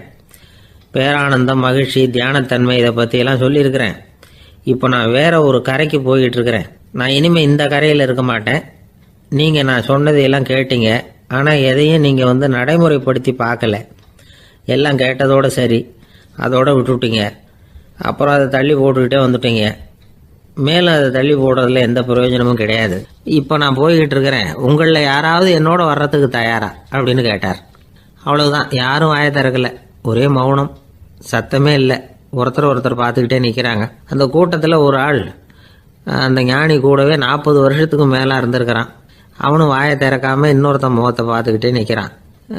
இந்த சமயத்தில் பின்னாடி நின்றுக்கிட்டு இருந்த ஒருத்தன் கையை தூக்கினான். ஞானி அவனை பார்த்தார். சரி, ஒருத்தனுக்காவது நம்மோட வர்றதுக்கு தைரியம் இருக்குது அப்படின்னு நினச்சார். ஆனால் அந்த ஆள் என்ன சொன்னான் தெரியுமா? ஐயா, நீங்கள் கேட்குறப்போ நான் உடனே எழுந்திருக்கல, கையை மட்டும்தான் தூக்கினேன். என்ன காரணம்னா, நான் எப்படி அடுத்த கரைக்கு சேர்றதுங்கிறது தெரிஞ்சுக்கிறதுக்காக தான். அந்த விவரத்தை மட்டும் இப்போ உங்ககிட்ட இருந்து நான் தெரிஞ்சுக்க ஆசைப்படுறேன். ஏன்னா இப்போ நான் உங்கள் கூட வர்றதுக்கு தயாராக இல்லை. எவ்வளவோ காரியங்களை நான் இன்னும் இங்கே முடிக்க வேண்டியிருக்குது. வீட்டுக்கு ஒரு விருந்தினர் வந்திருக்கிறார். என்னுடைய இளைய மகனுக்கு கல்யாணம் பண்ணி வைக்கணும். அதனால் இன்றைக்கி உங்கள் கூட வர முடியாது. அது மட்டும் இல்லை, இப்போ உங்கள் கூட அடுத்த கரைக்கு வந்தால் திரும்பி வர முடியாதுன்னு வேறு சொல்கிறீங்க. அதனால் இப்போ நான் வரல. இன்னொரு நாள் நிச்சயமாக நான் வர்றேங்க, உங்களை சந்திக்கிறேன். அதனால் இப்போ நீங்கள் இன்னொரு தடவை எங்களுக்கு விளக்கமாக சொல்லணும். ஏற்கனவே பல தடவை சொல்லியிருக்கிறீங்க. தயவு பண்ணி இப்போ ஒரு தடவை சொன்னீங்கன்னா சௌகரியமாக இருக்கும். அந்த அடுத்த கரையை அடையிறது எப்படி, இப்போ ஒரு தடவை அதை விளக்கமாக சொல்லிட்டீங்கன்னா நல்லா ஞாபகப்படுத்திக்குவேன். அது சரியான சமயம் வர்றப்போ இது எனக்கு உதவியாக இருக்கும் அப்படின்னு நானா. ஆனால் உண்மை என்ன தெரியுமா, அந்த சரியான சமயம் வரவே இல்லை அப்படிங்கிறது தான் உண்மை. இப்படி அந்த கதை முடியும். இந்த கதை அந்த ஒரு ஆளுக்கு மட்டும் இல்லை, கிட்டத்தட்ட எல்லாருக்குமே அது பொருந்தும் அப்படிங்கிறாங்க விவரம் தெரிஞ்சவங்க. எல்லாருமே அந்த சரியான தருணத்துக்காக தான் காத்துக்கிட்டு இருக்கிறாங்களாம். அதுக்காக ஜோசியம் பார்க்குறாங்க, கைரேகை பார்க்குறாங்க, நாளைக்கு என்ன நடக்குங்கிற ஆவலில் எல்லாரும் காத்துக்கிட்டு இருக்கிறாங்க. ஆனால் அந்த ஒரு நாள் ஒருபோதும் வரப்போகிறதில்ல. நீங்கள் தள்ளி போடுறதுக்காக பல அர்த்தமில்லாத காரணங்களை தேடுறீங்க அப்படிங்கிறார் ஒரு ஞானி. காத்திருக்கிறதுலேயே நம்ம காலம் ஓடி போயிடுது. ஏன்னா இன்னைக்கு நாம் சிந்திக்கிறது நாளைக்கு நாம் சிந்திக்கிறது இல்லை. ஒவ்வொரு நாளும் ஒவ்வொரு மாதிரி போயிடுது. நாளைக்கு மறுநாளை பற்றியே சிந்திக்கிறோம். இப்படியே அது பாட்டுக்கு போயிடும். கரையை தொட்டு பார்க்குறது எப்போ, இதுதான் கேள்வி. நமக்கு வேண்டியப்பட்ட ஒருத்தர் ஒரு ரயில்வே பிளாட்ஃபாரத்தில் நின்றுட்டு இருக்கிறார். அங்கே இருக்கிறவங்க கிட்ட கேட்குறாராம், விசாரிக்கிறார், ஏங்க கிழக்க போகிற ரயில் போயிட்டுதுங்களான்னாராம். போயிட்டுதுன்னு இருக்கிறாங்க. கொஞ்ச நேரம் கழிச்சு ஏங்க மேற்க போகிற ரயில் போயிட்டுதுங்களான்னு கேட்டிருக்காரு. போயிட்டுதுங்களான் இருக்காங்க. அப்புறம் கொஞ்ச நேரம் கழிச்சு மறுபடியும் ஏங்க 10:30 மணி வண்டி போயிட்டுதான்னு கேட்டிருக்காரு. தொடர்ந்து காலையிலேருந்து சாயந்தரம் வரைக்கும் இப்படி ஒரே இடத்துல நின்றுட்டு கேட்டுக்கிட்டே இருக்கிறார். இதை பார்த்துக்கிட்டு இருந்த ஒருத்தர் அவர்கிட்ட ஏங்க நீங்கள் எங்கே போகணும் அப்படின்னு கேட்டாராம். இவர் மெதுவாக சொன்னாராம், இந்த ரயில்வே லைனை தாண்டி அந்த பக்கம் போகணும் அப்படின்னாராம். ஆஃபீஸில் வேலை பார்க்குற ஒருத்தர் வந்தார். பேசாமல் ஒரு 10 நாள் லீவு போட்டுடலாமா பார்க்குறேன் அப்படின்னார். ஏன்னு கேட்டோம். என்னுடைய மேலதிகாரி ஒரு முசுடு சார், அவர்கிட்ட வேலை பார்க்குறது ரொம்ப கஷ்டமாக இருக்குது அப்படின்னார். ஆஃபீஸில் வேலை பார்க்குறவங்கெல்லாம் ஒரு விஷயத்தை நல்லா ஞாபகத்தில் வச்சுக்கணும். மேலதிகாரிங்கிறவர் ஒரு பெரிய மகான் இல்லை, அவரும் ஒரு மானிட பிறவி தான். சராசரி மனுஷனுக்குள்ள பலம் பலவீனம் ரெண்டும் அவருக்கும் உண்டு. அதனால் அவரை கொஞ்சம் அனுசரித்து போகிறதுக்கு பழகிறது தான் நல்லது. மேலதிகாரிகளில் பல வகை உண்டு. அதில் முக்கியமாக 3 வகை. அதில் ஒரு வகை எப்படி தெரியுமா, உங்களை ஒரு வேலை செய்கிற மெஷினாக மட்டுமே நினைக்கக்கூடிய வகை. இவங்கெல்லாம் எப்படின்னா, எங்கேயாவது வெளியூர் போயிருந்தா கூட அங்கேருந்து ஃபோன் பண்ணுவாங்க, அந்த வேலை என்னாச்சு, இந்த வேலை என்னாச்சு அப்படின்னு. இவங்களுக்கெல்லாம் உங்கள் நலனை பற்றியோ உங்கள் குடும்பத்தை பற்றியோ அக்கறை இருக்காது. நீங்கள் சொல்கிற யோசனை எதுவும் இவங்ககிட்ட எடுபடாது. கொடுத்த வேலையை பாரு, நீ எனக்கு புத்தி சொல்ல வேணாம் அப்படிம்பாங்க. இவங்களை அனுசரித்து போகிறதுக்கு ஒரே வழி, இவங்க எதை சொன்னாலும் சரின்னு சொல்லிவிட்டு வேலையை கவனிக்க வேண்டியது தான். இவங்ககிட்ட வேற எந்த கேள்வியும் கேட்டுக்கிட்டு இருக்கக்கூடாது. ஆமாம் சாமி போடுறது கௌரவ குறைச்சல் இல்லை, அது ஒரு அலுவலக சௌகரியம், அவ்வளவுதான். இன்னொரு வகையான மேலதிகாரிகள் எப்படி தெரியுமா, இவங்கெல்லாம் ஆஃபீஸ் வேலையை பற்றி அதிகமாக கவலைப்பட்டுக்கிட்டு இருக்க மாட்டாங்க. தங்களுடைய சொந்த இமேஜ் பாதிக்கப்படக்கூடாதுங்கிறதுலையே கவனமாக இருப்பாங்க. இவங்கெல்லாம் அடிக்கடி உங்கள் நலனை விசாரிப்பாங்க. அதே மாதிரி நீங்களும் அவரை விசாரிக்கணும்னு எதிர்பார்ப்பாங்க. இந்த ரக அதிகாரிகளுக்கெல்லாம் புது வருட வாழ்த்து அனுப்பலாம், பிறந்தநாள் வாழ்த்து அனுப்பலாம். அவருக்கு எங்கேயாவது ஒரு பாராட்டு விழா நடந்தால் முதல் வரிசையில் போய் உட்காந்து உங்கள் முகத்தை காட்டலாம். ஆஃபீஸ் வேலையை மட்டுமே பார்க்குற பணியாளர்கள் இது மாதிரி அதிகாரிகள் கிட்ட நல்ல பேர் வாங்க முடியாது. இன்னொரு வகையான மேலதிகாரிகள் உண்டு. அவங்க எப்படின்னா, ஆஃபீஸ் வேலையை பற்றியும் கவலைப்பட மாட்டாங்க, தனக்கு கீழே வேலை பார்க்குறவங்கள பற்றியும் கவலைப்பட மாட்டாங்க. எக்காரணம் கொண்டும் தன்னுடைய பொசிஷனுக்கு ஆபத்து வந்துடக்கூடாதுன்னே நினைக்கக்கூடியவங்க இவங்க. இவங்களால கடுமையான வேலை செய்யவும் முடியாது, தீர்மானிக்கவும் முடியாது. எந்த முடிவையும் எடுக்காமல் அப்படியே தள்ளி போட்டுக்கிட்டே போடுவாங்க எல்லாத்தையும். இதனால் என்ன ஆகும்னா, இவருக்கு கீழே வேலை பார்க்குற உங்களுக்கு பொறுப்பு அதிகமாகிடும். இவங்ககிட்ட போய் பிரச்சனையை மட்டும் சொல்லி பிரயோஜனம் இல்லை, அதுக்கான முடிவுகளை நீங்களே சொல்லணும். அப்போ தான் இது மாதிரி அதிகாரிகள்கிட்ட நல்ல பேர் வாங்கலாம். அட்லீஸ்ட் கெட்ட பேர் வாங்காமலாவது காலம் தள்ளலாம். ஆஃபீஸில் வேலை பார்க்குறவங்க முக்கியமாக சில விஷயங்களை ஞாபகத்தில் வச்சுக்கணும். ஆஃபீஸில் நடக்கிற நல்லது கெட்டது எதுவாக இருந்தாலும் உடனடியாக மேலதிகாரிகிட்ட தெரிவிக்கிறது நல்லது. 3வது மனிதர் மூலமாக அதை அவர் தெரிஞ்சுக்கிறது அவ்வளவு நல்லதில்லை. எந்த மேலதிகாரியுமே தான் இந்த சர்பாஸ் செய்யப்படுறத விரும்புறதில்லை. அதனால் அவருக்கு தெரியாமல் மேலிடத்துக்கு மணி எழுதி போடக்கூடாது. அப்படி எழுதி போடுறவங்க சில பேர் இருக்கிறாங்க. நீங்களும் உங்கள் மேலதிகாரியும் தொழில் ரீதியாக ஒரே படிப்பு படித்தவராக இருக்கலாம். அப்படி இருந்ததுன்னா அட்ஜஸ்ட் பண்ணி போகிறது கொஞ்சம் கஷ்டம்தான். இதை மனசில் வச்சுக்கிட்டு நடந்துக்கணும். உங்களுக்கும் அவருக்கும் அபிப்பிராய பேதமா, அது அவருக்கும் உங்களுக்கும் உள்ள தனிப்பட்ட பிரச்சனை.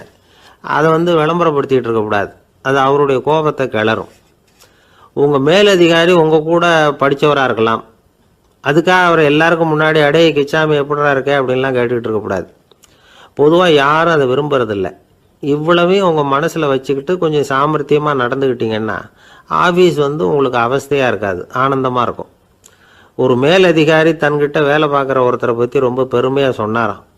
எங்கள் ஆஃபீஸில் எவ்வளவோ பேர் வேலை பார்க்குறாங்க, எல்லாரும் தினமும் ஏதாவது பிரச்சனைகளை சொல்லிகிட்டு இருப்பாங்க. ஆனால் இவர் ஒருத்தர் மட்டும்தான் இது வரைக்கும் என்கிட்ட எந்த பிரச்சனையும் சொன்னதே இல்லை. அவர் பாட்டுக்கு வருவார், வேலை பார்ப்பார், போயிடுவார் அப்படின்னாராம். நான் உடனே அவ்வளவு பெருமைக்குரிய அந்த ஊழியரை பார்த்து கேட்டேன், ஏன்பா உன்னுடைய மேலதிகாரிகிட்ட நீ எந்த பிரச்சனையும் கொண்டுகிட்டு போகிறதே இல்லையாமே அப்படின்னு கேட்டேன். அதுக்கு அவர் சொல்கிறாரு, ஆமாங்க, அது ஏன்னா அவரால் எந்த பிரச்சனையுமே தீர்க்க முடியாதுங்கிறது எனக்கு நல்லா தெரியும், அதனால் அப்படி செய்கிறேன், வேற ஒன்றும் இல்லை அப்படின்னார் ரொம்ப பொறுமையாக. ஒரே ஒரு ஊர், அந்த ஊருக்கு பேர் கொடையாளிப்பட்டி. அந்த பேருக்கு தகுந்த மாதிரி தான் அந்த ஊர் மக்களும். யார் என்ன கேட்டாலும் இல்லைன்னு சொல்லாமல் கொடுப்பாங்க. கொடையாளிகள் நிறைந்த ஊர். இனாமா மட்டும் இல்லை, கடனாகவும் பணம் கொடுப்பாங்க.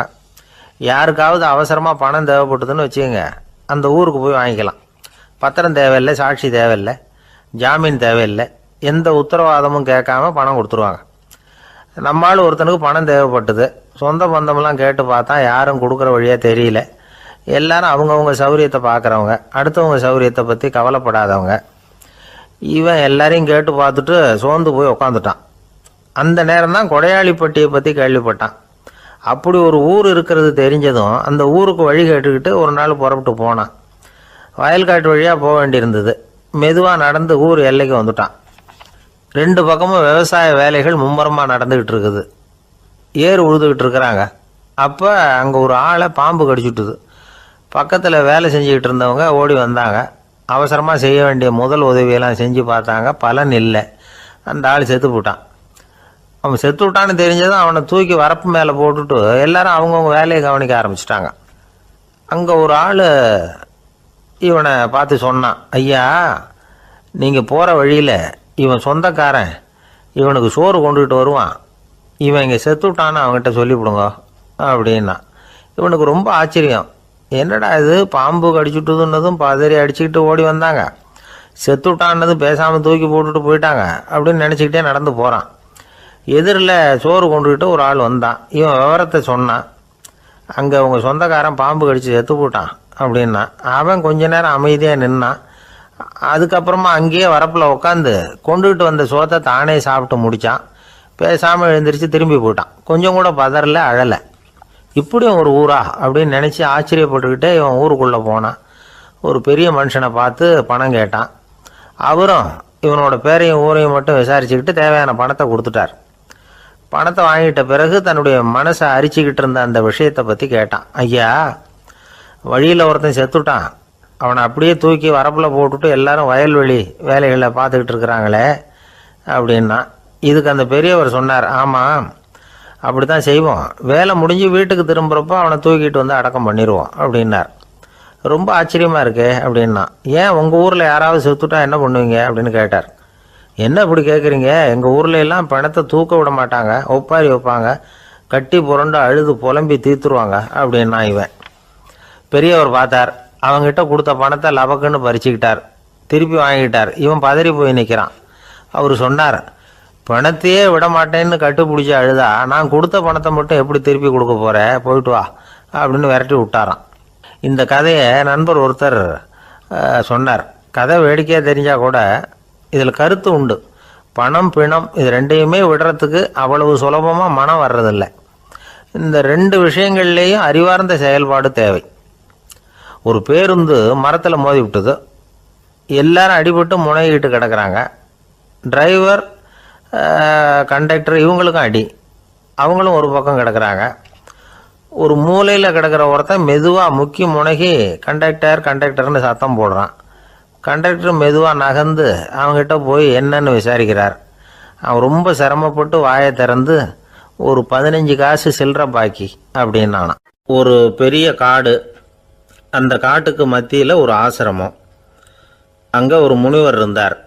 பல இடங்கள்லேருந்து வர்ற குழந்தைகளுக்கு அவர் பாடம் சொல்லி கொடுத்துக்கிட்டு இருக்கிறார். ஏழை பணக்காரர் அப்படிங்கிற வித்தியாசம்லாம் கிடையாதுங்க.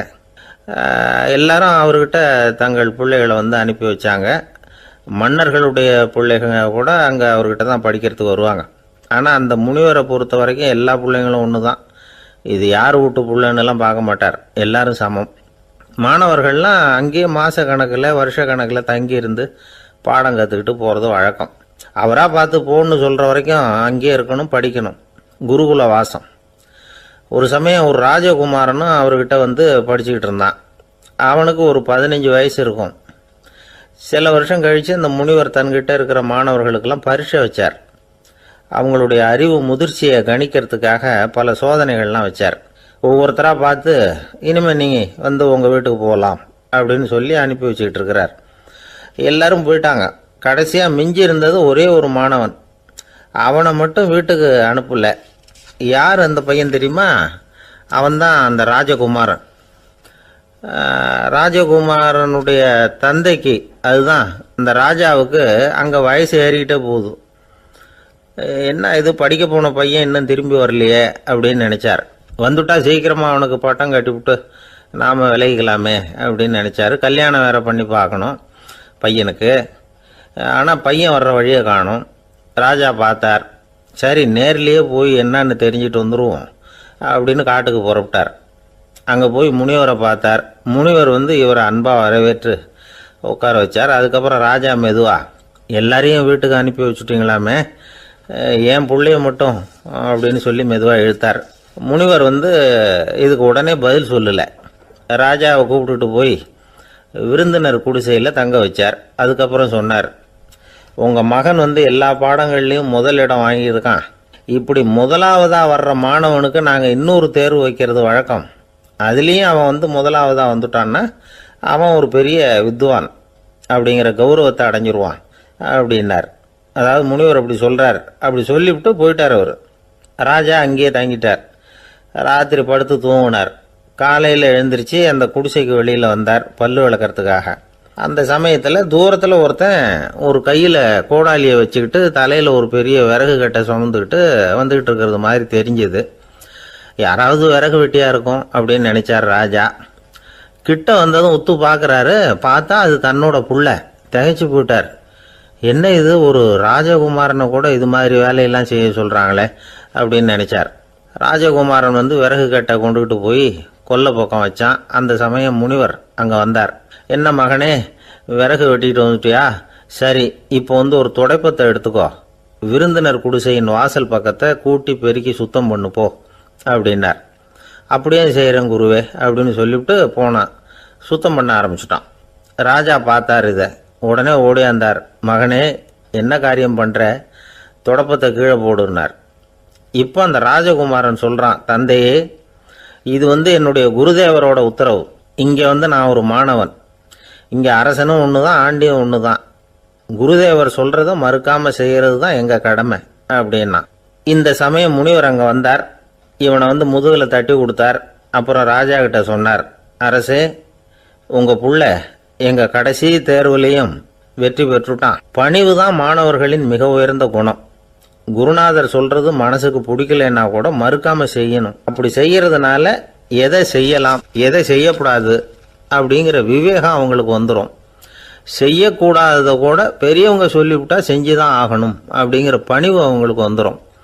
இந்த குணம் வந்துட்டுதுன்னா அவங்க எத்தனை கடினமான வேலையாக இருந்தால் கூட ரொம்ப சுலபமாக செஞ்சு முடிச்சிருவாங்க. தூக்கத்திலேயும் அப்புறம் துக்கத்திலேயும் தோண்டு போட மாட்டாங்க. இந்த பணிவும் விவேகமும் அவங்கக்கிட்ட மன உறுதியை ஏற்படுத்தும். அந்த உறுதி உங்கள் பையனுக்கு வந்தாச்சு. இனிமேல் அவனை நீங்கள் அழைச்சிட்டு போகலாம். அவன் நிச்சயமாக பேரும் புகழும் பெறுவான் அப்படின்னார். ராஜா அவரை பார்த்து, குருதேவா, புரிஞ்சுக்கிட்டேன், என்னை மன்னிக்கணும் அப்படின்னாரு. அதுக்கப்புறம் மகனை அழைச்சிக்கிட்டு நாட்டுக்கு திரும்பி வந்துட்டார்.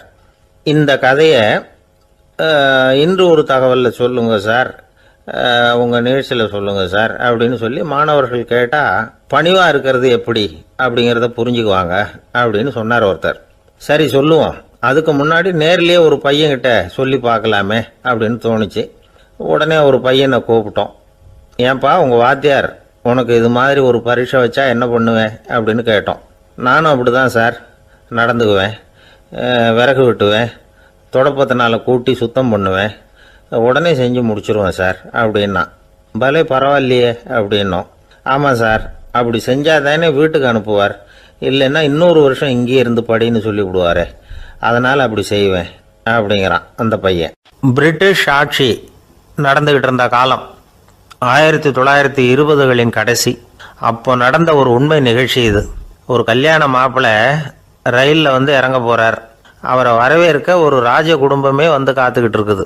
மங்களூர்லேருந்து இறங்குற அந்த மாப்பிள்ளை யார் தெரியுமா? ஒரு நாய். உண்மைதான், அந்த நாய்க்கு தான் கல்யாணம். சுதேசி சமஸ்தானத்து மன்னர்களில் ஒருத்தர் ஜூனாகட் மகாராஜா.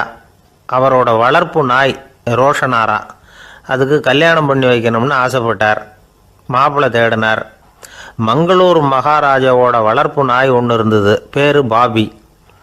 இது ரெண்டுக்கும் கல்யாணம் நடத்த முடிவு பண்ணார். திருமணத்துக்கு வேண்டிய எல்லா ஏற்பாடுகளையும் பண்ணுங்க அப்படின்னு உத்தரவு போட்டார். ஆயிரக்கணக்கான அழைப்புதழ்கள், பல சமஸ்தான மன்னர்கள், ஜமீன்தார்கள், பிரிட்டிஷ் அதிகாரிகள், பெரிய பணக்காரங்க, இப்படி நிறைய பேருக்கு அழைப்புதழ்கள் அனுப்பி வச்சாங்க. பத்திரிகையை பார்த்தவங்கெல்லாம் திகைச்சு போயிட்டாங்களாம். இருந்தாலும் என்ன பண்ணுறது, ராஜாவே அழைக்கிறார், போகாமல் இருக்க முடியுமா? அந்த சமயத்தில் நாட்டின் கவர்னர் ஜெனரலாக இருந்தவர் இர்வின் பிரபு.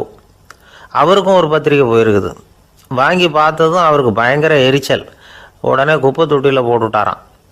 மாட்சிமை தங்கிய பிரிட்டன் சக்கரவர்த்தியின் பிரதிநிதியான தன்னை கேவலம் ஒரு நாயின் திருமணத்துக்காக அழைக்கிறதா அப்படின்னு அவருக்கு ஆத்திரம். இருந்தாலும் கல்யாணம் பிரமாதமாக நடந்துதான்.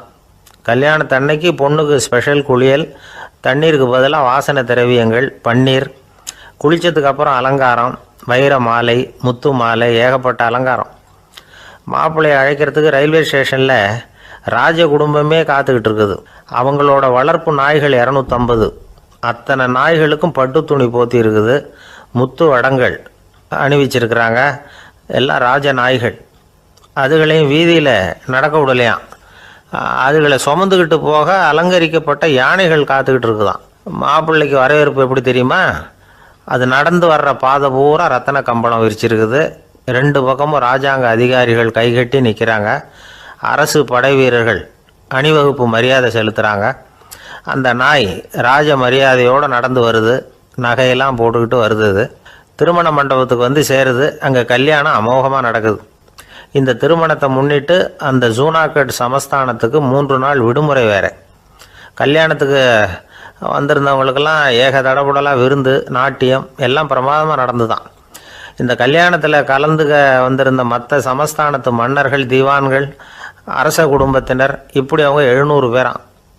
அவங்க போகிறதுக்காக விசேஷ ரயில்கள்லாம் வேற விட்டுருக்காங்க. கல்யாணம் முடிஞ்சதும் அந்த நாய் தம்பதிகளோட பெரிய பெரிய மன்னர்கள்லாம் ஒன்றா உட்காந்து சாப்பிட்டாங்களாம். ஏர் கண்டிஷன் அறையில் அந்த தம்பதிகள் கொஞ்ச காலம் வாழ்ந்துருக்கிறாங்க. கொஞ்ச நாளில் மாப்பிள்ளைக்கு மரியாதை குறைய ஆரம்பிச்சுட்டுது. வெளியில் துரத்தி விட்டாங்களாம். அந்த பெண் நாய் மட்டும் ராஜ போகங்களை அனுபவித்து வந்து தான். இந்த கல்யாணத்தை பார்த்துட்டு தொடர்ந்து மற்ற சமஸ்தானத்து மன்னர்களும் நாய் திருமணங்கள் நடத்த ஆரம்பிச்சுட்டாங்களாம். இது உண்மையில் நடந்திருக்குது. இப்படி அது இருக்கட்டும். இப்போ நம்ம கதைக்கு வருவோம். ஒரு ராஜாவுக்கு ரொம்ப நாள் கழித்து ஒரு குழந்தை பிறந்து தான். அரண்மனை ஜோசியரை கூப்பிட்டுருக்கார் ராஜா. ஜோசியரே, என் மகன் வருங்காலத்தில் சிறந்த வாழ் வீரனாக வரணும்னு ஆசைப்படுறேன். வருவானாங்கிறத கொஞ்சம் பார்த்து சொல்லுங்களேன் அப்படின்னாராம்.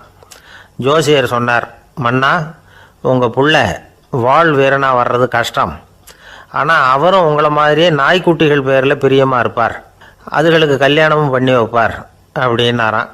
அது எப்படி கண்டுபிடிச்சிங்க அப்படின்னு கேட்டிருக்கார் ராஜா. அரசே, உங்கள் பிள்ளைக்கு வாழ் மேலே உள்ள பிரியத்தை காட்டிலும் நாய் மேலே உள்ள பிரியம் அதிகங்கிறதுக்கான அறிகுறி இப்போவே தெரியுது. நல்லா கவனித்து பாருங்க. அவர் வாழ்னு கத்துறாரு அப்படின்னாரு. கவனித்து பார்த்துட்டு அப்படி எனக்கு காதில் விழலையே அப்படின்னாராம் மன்னர். அதனால தான் சொன்னேன், அவர் கத்துறது வாழ்னு கத்தலை, வள்ளுன்னு கத்திக்கிட்டு இருக்கார். அதனால தான் அப்படி சொன்னேன் அப்படின்னாராம் அரண்மனை ஜோசியர். உங்கள் பையன் எப்படி சார் இருக்கான் அப்படின்னு விசாரித்தார் ஒருத்தர். அவன் என்ன சார், எதை சொன்னாலும் காதில் வாங்க மாட்டேங்கிறான், அவன் பாட்டுக்கு போகிறான் வர்றான் அப்படின்னு சொல்லி அழுத்துக்கிட்டார் அப்பா. பெரியவங்க சொல்கிறத சின்ன பிள்ளைங்க கேட்கறது இல்லைங்கிறது ஒரு குறை. பெரியவங்க சொல்கிறது சின்ன பிள்ளைங்க காதிலேயே விழறது இல்லைங்கிறது ஒரு குறை. இது கொஞ்சம் சீரியஸான விஷயம், கவனித்து பார்க்கணும். ஒரு குழந்தைக்கு காது சரியாக கேட்குதா இல்லையா அப்படிங்கிறத நாம் தான் கவனித்து பார்த்து கண்டுபிடிக்கணும். அதுவாக நம்மக்கிட்ட தவழ்ந்து அப்பா எனக்கு காது கேட்கல அழைச்சிட்டு போங்க டாக்டர்கிட்ட அப்படின்னுலாம் சொல்லிகிட்டு இருக்காது. அது சரி, ஒரு குழந்தைக்கு காது சரிவர கேட்குதா இல்லையா அப்படிங்கிறத முன்கூட்டியே நாம் தெரிஞ்சுக்கிறது எப்படி? அதுக்கு சில வழி இருக்குது. உங்கள் குழந்தைய கொஞ்சம் அப்படி கவனித்து பாருங்கள். அடிக்கடி ஜலதோஷம், காதில் அரிப்பு ஏற்படுதா, மூக்கு விரிவாகவும் அப்புறம் டான்சில், அடினாய்டு, சத அழற்சி இது மாதிரி ஏதாவது இருக்கா, வாயிலிருந்து எச்சில் ஒழுகுதா, குழந்தை வாயினால் சுவாசிக்குதா, பற்கள் முன்னாடி தள்ளி வளருதா, இதெல்லாம் அதுக்கு அறிகுறி. அப்புறம் இந்த VBDF TH இப்படி இந்த ஒலிகள் சேர்ந்த வார்த்தைகளை குழந்தை சரியாக புரிஞ்சுக்காது. இப்போ உதாரணத்துக்கு பட்டுன்னு சொல்லு குழந்தை அப்படின்னீங்கன்னா அது கட்டுன்னு சொல்லும். அதாவது பட்டு சவுண்டை அதால் புரிஞ்சுக்க முடியல. அப்புறம் உங்கள் குழந்தை உங்களை உறக்க பேச சொல்கிறானா, அடிக்கடி கேள்வி கேட்குறானா, சாப்பிட்றப்போ கவனம் இல்லாமல் இருக்கானா, படிப்பில் போதுமான முன்னேற்றம் இல்லையா, வகுப்பில் சரியாக கவனிக்கிறது இல்லையா, இப்படிலாம் இருந்தால் ஆரம்பத்திலேயே டாக்டர்கிட்ட அழைச்சிட்டு போய் சிகிச்சையை ஆரம்பிச்சுடலாம், குணப்படுத்தி விடலாம். குழந்தைக்கு காது சரியாக கேட்கலன்னா நீங்கள் செய்ய வேண்டியது என்ன தெரியுமா? அவனுக்கு காது கேட்கலேங்கிறதுக்காக அவன் முன்னாடி சத்தம் போட்டு பேசக்கூடாது. மெதுவாக சீராக பேசணும், அவனை பார்த்து பேசணும். உங்கள் உதட்டு அசைவுகள் அவனுக்கு உதவும், அதை பார்த்தே புரிஞ்சுக்குவான். நீங்கள் வாயில் வெத்தலை பாக்கு போட்டுக்கிட்டோ புகை பிடிச்சிக்கிட்டோ பேசக்கூடாது. அப்படி பேசினா அவனால் அந்த உச்சரிப்பை சரியாக புரிஞ்சுக்க முடியாது. ஒரு வார்த்தையை சொல்கிறீங்க, அவனுக்கு புரியல அப்படின்னா அதே வார்த்தையை மறுபடியும் சொல்லணும். அவனுக்கு நீங்கள் முதல்ல சொன்ன வார்த்தை புரியலேன்னு நினச்சிக்கிட்டு மறுபடியும் திருப்பி சொல்கிறப்போ அதே அர்த்தம் வரக்கூடிய வேறு வார்த்தையை சொல்லக்கூடாது. இப்படிலாம் நடந்துக்கிட்டால் அவனுக்கு மன திடத்தை ஏற்படுத்த முடியும். இல்லைன்னா அவனுக்கு தாழ்வு மனப்பான்மை வந்துடும். குழந்தைக்கு காது கோளாறுன்னா ஆரம்பத்திலேயே டாக்டர்கிட்ட அழைச்சிட்டு போனால் போதும், குணப்படுத்தி விடலாம். அப்புறம் பார்த்துக்கலாமே அப்படின்னு அலட்சியமாக இருந்துட்டால் தான் கஷ்டம். சில பேர் கோபத்தில் சின்ன பிள்ளைங்க காதை பிடிச்சி திருகிறது உண்டு. இது ரொம்ப தப்பு. காது கையோடு வந்துட்டால் என்ன பண்ணுறது?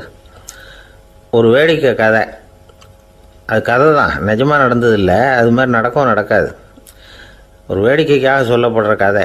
அதாவது ஒரு வீட்டில் அப்பா அம்மாவை பார்த்து சொல்லிகிட்டு இருக்கார், இதை பாரு, நாளைக்கு காலையில் என்னை சீக்கிரம் எழுப்பி விட்ரு, நான் செங்கல்பட்டு வரைக்கும் போயிட்டு வர வேண்டியிருக்கு அப்படின்னாராம். இதை அவங்க பையன் காதில் வாங்கிட்டு இருக்கான். அப்பாவுக்கு சிரமம் வேண்டாமே அப்படின்னு நினச்சி அவனே காலையில் யாருக்கும் தெரியாமல் எழுந்திரிச்சு புறப்பட்டு செங்கல்பட்டு போட்டான். சாயந்தரமாக திரும்பி வந்தான்.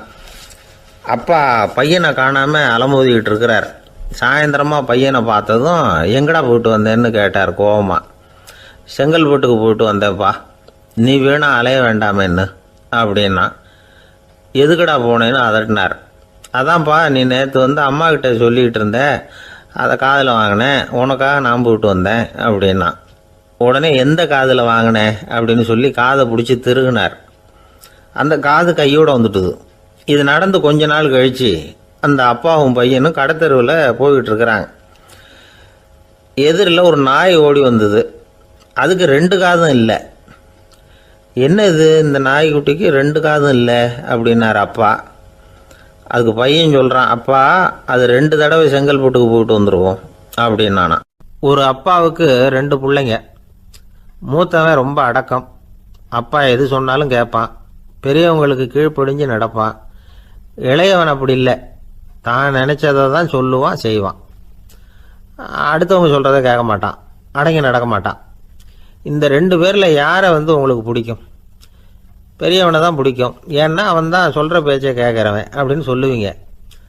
ஆனால் ஒரு ஞானி என்ன சொல்கிறார் தெரியுமா? ஒரு குழந்தை அதன் அறிவுக்காக மதிக்கப்பட வேண்டுமே தவிர அதனுடைய கீழ்ப்படியும் தன்மைக்காக அல்ல அப்படிங்கிறார்.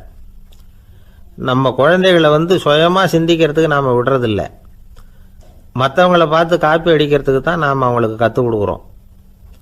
புகழ்பெற்ற மனிதர்கள் சிலருடைய பேரை சொல்லி நீயும் அவர் மாதிரி ஆகணும், இவர் மாதிரி ஆகணும் அப்படின்னு சொல்லிகிட்டே இருக்கிறோம். குழந்தைகள் தங்களுடைய தனித்தன்மையை வளர்த்துக்கிறதுக்கு நாம் தடையாக இருக்கிறோம். ஒரு குழந்தைகிட்ட அனாவசியமாக நம்பிக்கையை வளர்த்துடக்கூடாது, எந்த கோட்பாட்டையும் திணிக்கக்கூடாது. நாம் ஏற்கனவே அர்த்தமில்லாத கருத்துக்களையும் கொள்கைகளையும் மனசில் போட்டு நிரப்பி வச்சிருக்கிறோம். இந்த உலகத்துக்கு புதுசாக வந்து சேர்ந்திருக்கிற ஒரு குழந்தையின் தூய்மையான மனசில் நம்ம கருத்துக்களை அறிமுகம் செய்ய அல்லது திணிக்கிறதுக்கு நமக்கு எந்த அதிகாரமும் கிடையாது.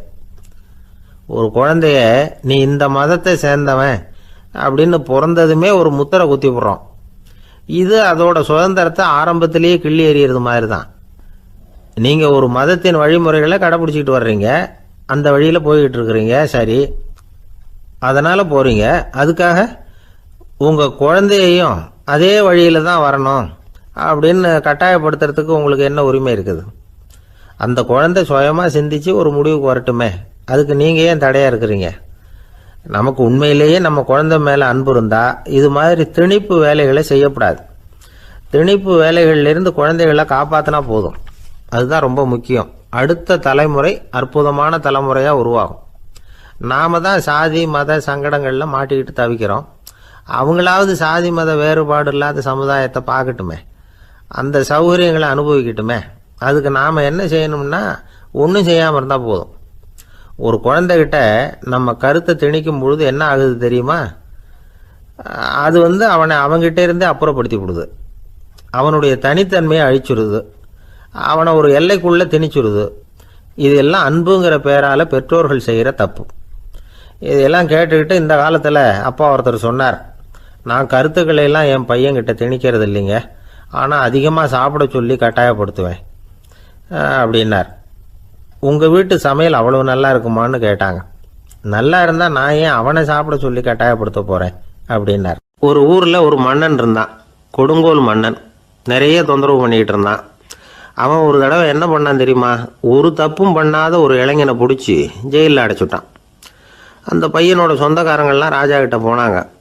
அவன் ஒரு தவறும் பண்ணலை, அவனை விடுதலை பண்ணுங்க அப்படின்னு கெஞ்சி கேட்டுக்கிட்டாங்க. மன்னன் யோசனை பண்ணான்.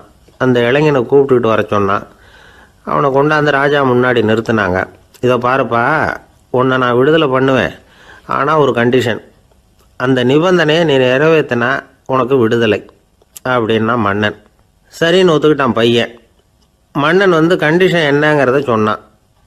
உங்ககிட்ட ஒரு செம்மறி ஆட்டை கொடுக்க போகிறேன், 1 மாதத்துக்கு அதுக்கு தேவையான தீனியையும் கொடுக்க போகிறேன்.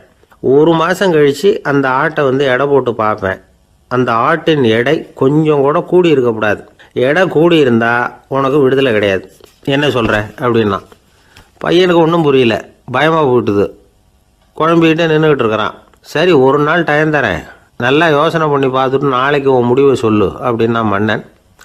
பையன் கவலையோடு வெளியில் வந்தான். அங்கே ஒரு பெரியவர் நின்றுக்கிட்டு இருந்தார். அவர்கிட்ட விஷயத்தை சொன்னான். அந்த பெரியவர் இந்த பையனுக்கு காதோட காதாக ஒரு வழியை சொல்லி கொடுத்தார். அதை கேட்டதும் பையன் மறுபடியும் மன்னன் முன்னாடி நின்னா, உங்கள் நிபந்தனையை ஏற்றுக்கிறேன்னு சொன்னான். மன்னன் ஒரு ஆட்டுக்குட்டியையும் அதுக்கு 1 மாதத்துக்கு தேவைப்படுற தீவனத்தையும் கொடுக்கும்படியாக உத்தரவு போட்டான். கொடுத்தாங்க, ஓடிட்டு போயிட்டான். 1 மாதம் தினமும் தவறாமல் அந்த தீவனத்தை ஆட்டுக்குட்டிக்கு போட்டுக்கிட்டு இருக்கிறான். 1 மாதம் கழித்து அந்த ஆட்டை அரண்மனைக்கு ஓட்டிகிட்டு போனான். மன்னன் அதை எடை போட்டு பார்க்குறான், எடை கூடவே இல்லை, அப்படியே தான் இருக்குது. உடனே போட்ட நிபந்தனைப்படி அந்த இளைஞனை விடுதலை பண்ணிவிட்டான். சரி, ஆட்டுக்கு எடை கூடாமல் இருக்கிறதுக்கு அந்த பெரியவர் சொல்லி கொடுத்த யோசனை என்ன அப்படின்னா, அது வேற ஒன்றும் இல்லை. அந்த ஆட்டுக்கு எதிரில் அது கண்ணில் படுற மாதிரி ஒரு ஓநாயை கட்டி போட சொன்னார். அவ்வளவுதான். ஆட்டுக்கு ஓநாய்ங்கிறது பிறவி பகை. ஓநாயை பார்த்தா ஆடு நடுங்க ஆரம்பிச்சிரும், அவ்வளவு பயம். தினமும் அந்த ஆடு பயந்துக்கிட்டே தேனி சாப்பிட்டுது, எடை கூடல. அதுதான் ரகசியம். இது சின்ன பிள்ளைங்களுக்கான ஒரு கதை. இதிலேருந்து தெரிஞ்சுக்க வேண்டிய உண்மை என்னன்னா, நாமெல்லாம் சாப்பிட்றப்ப மனசும் உடம்பும் அமைதியாக இருக்கணும். அப்போ தான் அது உடம்புல ஒட்டும். அவசரத்துலேயும் பயத்துலையும் சாப்பிட்டா அது சரியா ஜீரணமாகாது. இன்னொரு ராஜா இருந்தார். அவரும் ஒரு இளைஞனை ஜெயிலில் அடைச்சி விட்டார். விடுதலை பண்ணணும்னா ஒரு கண்டிஷன்னார். என்னன்னு கேட்டான். ஒரு ஆட்டுக்குட்டியை அவன் முன்னாடி கொண்டாந்து நிறுத்துவேன், நீ அதுக்கிட்ட ஒரு கேள்வி கேட்கணும், அதுக்கு சரியான பதிலை சொல்லணும். அப்படி செஞ்சுட்டா உனக்கு விடுதலைன்னார். இளைஞன் யோசனை பண்ணி பார்த்தான். சரின்னு ஒத்துக்கிட்டான். அது பிரகாரமே ஆட்டுக்குட்டியை பதில் சொல்ல வச்சுட்டான். என்ன நடந்தது தெரியுமா? ஆட்டுக்குட்டியை கொண்டாந்து நிறுத்தினாங்க. இவன் மெதுவாக அதுக்கிட்ட போனான். அது காதுகிட்ட போய் ஏப்ரலுக்கு அடுத்த மாதம் என்ன மாதம்னு கேட்டான். அது உடனே மேன்னு கத்திச்சு. இவன் விடுதலை ஆயிட்டான். ஆந்திர நாட்டில் ஒரு அரசர் இருந்தார். அந்த அரசர்கிட்ட ஒரு அமைச்சர் இருந்தார். அந்த அமைச்சர் பேர் ராயண பாஸ்கர். அவர் ஒரு பெரிய அறிவாளி. அது மட்டும் இல்லை, மிகச்சிறந்த கொடையாளி. யார் வந்து எது கேட்டாலும் இல்லைன்னு சொல்ல மாட்டாராம். அதன் காரணமாகவே அவர்கிட்ட இருந்த செல்வம் நாளுக்கு நாள் குறைஞ்சிக்கிட்டே வந்துட்டு தான். கடைசியில் குடும்பத்துக்குன்னு எதுவும் வைக்காமலே அவர் போய் சேர்ந்துட்டார். மகனும் இறந்துட்டார். அந்த குடும்பத்தில் மிஞ்சி இருந்தது அவருடைய மருமகள், ஒரு பேரன், அவ்வளவுதான். இருந்த ஒரே சொத்து பழுதடைஞ்ச ஒரு வீடு. அந்த அம்மா மற்ற வீடுகளில் வேலை செஞ்சு தன்னுடைய பிள்ளைய படிக்க வச்சுக்கிட்டு வராங்க. அந்த புள்ள ஒரு பெரிய வள்ளலுடைய பேரனுங்கிறது அந்த பள்ளி வாத்தியார்களுக்கும் தெரியும். அதனால் அவங்களும் இவங்ககிட்ட கொஞ்சம் அன்பாகவும் அக்கறையாகவும் பழகி பாடம் சொல்லி கொடுத்துக்கிட்டு இருக்கிறாங்க. ஒரு நாள் ஒரு புகழ்பெற்ற கவிஞர் ஒருத்தர் அந்த பள்ளிக்கூடத்துக்கு வந்திருக்கிறார். ஆசிரியர்கள்கிட்ட பேசிக்கிட்டு இருந்தப்போ ஒரு செய்தியை சொன்னாராம். ராயண பாஸ்கருங்கிற வள்ளல் எனக்கு நிறைய உதவிகள் செஞ்சுருக்கார், என்னை பாராட்டி பரிசுகள்லாம் கொடுத்துருக்கிறார். அந்த வள்ளல் வாழ்ந்த கிராமத்தை பார்க்கணுங்கிறதுக்காக தான் இப்போ இங்கே வந்திருக்கிறேன் அப்படின்னாராம். ஆசிரியர் உடனே இந்த பையனை கூப்பிட்டு, இதை பாருங்கள், இவன் யார் தெரியுமா? நீங்கள் குறிப்பிடுகிற அந்த வள்ளலின் பேரன் அப்படின்னு அறிமுகப்படுத்தினாராம். கவிஞரின் கண்களில் ஆனந்த கண்ணீர். அந்த பரவச நிலையிலேயே அந்த வள்ளலை பற்றி கவி பாட ஆரம்பிச்சுட்டாராம். இந்த சின்ன பையன் அதை கேட்டிருக்கிறான். உடனே என்ன பண்ணான் தெரியுமோ? தன் கையில் அணிஞ்சிருந்த ஒரு பொன் வளையலை கழட்டி அந்த கவிஞருக்கு பரிசாக கொடுத்துட்டானான். எல்லாருக்கும் ஆச்சரியம். தாத்தா இருக்கும் நிலையில் கொடுத்தார், பேரன் இல்லாத நிலையிலையும் கொடுக்குறான். பையனை எல்லாரும் பாராட்டினாங்களாம். இருந்தாலும் அவனுக்குள்ள ஒரு பயம் எதுவும் ஆரம்பமாச்சு. பள்ளிக்கூடம் விட்டு வீட்டுக்கு வரும்பொழுது அந்த பயம் இன்னும் அதிகமாயிட்டுது. அம்மா என்ன சொல்லுவாங்களோ தெரியலையே, ஏதோ திடீர்னு தோணிச்சு வளையல கட்டி கொடுக்கணும்னு கொடுத்துட்டோம். குடும்பம் இருக்கிற நிலையில் இப்படி நான் செஞ்சது தப்பா? வீட்டு செலவுக்கே அம்மா எவ்வளவு கஷ்டப்படுறாங்க, வீட்டுக்கு போனதும் என்ன நடக்குமோ தெரியலையே அப்படின்னு நினச்சி பயந்துக்கிட்டே அவன் வீட்டுக்குள்ளே அடி எடுத்து வைக்கிறான். அம்மா கூப்பிட்டு சாப்பாடு போட்டாங்க. அவங்க கண்ணில் படக்கூடாதுங்கிறதுக்காக ஒரு கையை பின்னாடி மறைச்சிக்கிட்டே இருந்தான். அம்மா இதை கவனிச்சிட்டாங்க. ஏய், உன் கையை ஏன் அப்படி வச்சிருக்கிற? உன் கைக்கு என்னாச்சு? ஏதாவது அடிபட்டு போச்சா அப்படின்னு கேட்டுக்கிட்டே கையை எடுத்து பார்க்குறாங்க. வளையல காணலை. வளையல் எங்கே அப்படின்னு கேட்குறாங்க. இவன் தயங்கிக்கிட்டே நடந்ததை சொல்கிறான். அதை கேட்டதும் அந்த அம்மாவோட முகம் கோபத்தால் சவுந்து போச்சான். முட்டாளே, என்ன காரியம் பண்ண அப்படின்னு கன்னத்தில் அரைஞ்சிட்டாங்களாம். அம்மா, என்னை அடிக்காத, ஏதோ தெரியாமல் தப்பு பண்ணிட்டேன் அப்படின்ட்டுருக்கான். மகனே, வளையலை கொடுத்ததுக்காக நான் உன்னை அடிக்கலை அப்படிங்க, பின்ன எதுக்கு அடித்தேன்னு கேட்டிருக்கான். உன் பாட்டனார் வந்து ஒரு பெரிய வள்ளல், அவர் எதையும் பாதி வேலையை செய்யறதில்ல. அவருடைய பேரை நீ அரைகுறை வேலை செஞ்சுட்டு வந்திருக்கிற அப்படின்னாங்களாம். என்னம்மா சொல்கிறேன்ருக்கான். நீ ஒரே ஒரு வளையலை மட்டும்தானே கட்டி கொடுத்துருக்குற, கொடுக்குறதா இருந்தால் ரெண்டையும் சேர்த்துல கொடுத்துருக்கணும், அதுதானே உங்கள் தாத்தாவுக்கு பெருமை அப்படின்னாங்களாம். அம்மா, தெரியாமல் செஞ்சுட்டேன், உங்கள்கிட்டையும் அரை வாங்கிட்டேன் அப்படி இப்படின்னு அவன் சொல்லியிருக்கிறான். இப்போ அம்மா கொஞ்சம் இருங்க, அந்த கவிஞர் இன்னைக்கு நம்ம ஊரில் தான் தங்கியிருப்பார், நாளைக்கு காலையில் தான் அவர் வந்து எங்கே இருக்காருன்னு விசாரித்து இன்னொரு வளையலையும் கொடுத்துட்றேன் அப்படின்ட்டுருக்கான். மகனே, நல்ல செயல்களையெல்லாம் நாளைக்குன்னு ஒத்தி போடாத. நாளைக்கு என்ன நடக்குங்கிறது யாருக்கு தெரியும்? இப்போவே போ, எங்கே இருக்காருன்னு பாரு அப்படின்ட்டுருக்காங்க. மகன் புறப்பட்டான். பள்ளி ஆசிரியர்கிட்ட போய் கேட்டானான் அந்த கவிஞர் எங்கே இருக்காருன்னு. அவர் சொன்னாராம். உடனே போய் அவர் இருக்கிற இடத்துல கதவை தட்டியிருக்கான். ராத்திரி நேரத்தில் இவனை கண்டதும் அவருக்கு ரொம்ப ஆச்சரியம். இவன் இன்னொரு கை வளையலையும் எடுத்து நீட்டியிருக்கான். அவர் திகைச்சு போய் நிற்கிறார். அவரால் என்ன பண்ணுறதுன்னே தெரியல. ஆனந்த கண்ணீர். இது வந்து பெரியவர்கள் கூற கேட்ட ஒரு வரலாறு. இன்னைக்கு இப்படிப்பட்டவங்களை பார்க்க முடியுமா? வறுமை வந்து வள்ளல் தன்மையை ஒன்று செய்து விடாதுங்கிறதுக்கு இது ஒரு உதாரணம். ஒருத்தன் இன்னொருத்தனை பார்த்து கேட்டானா, எங்கள் தாத்தா உங்கள் தாத்தாவுக்கு 100 ரூபா கடன் கொடுத்துருக்கிறார், அதை எப்போ திருப்பி கொடுக்க போகிறேன்னு. கவலைப்படாத, எங்கள் பேரன் அதை உங்கள் பேரன்ட்ட திருப்பி கொடுத்துருவான் அப்படின்னு நானான் அவன். எனக்கு வாழ்க்கையே வெறுத்து போச்சு சார் அப்படின்னு சொல்லிட்டு ஒருத்தர் வந்தார்.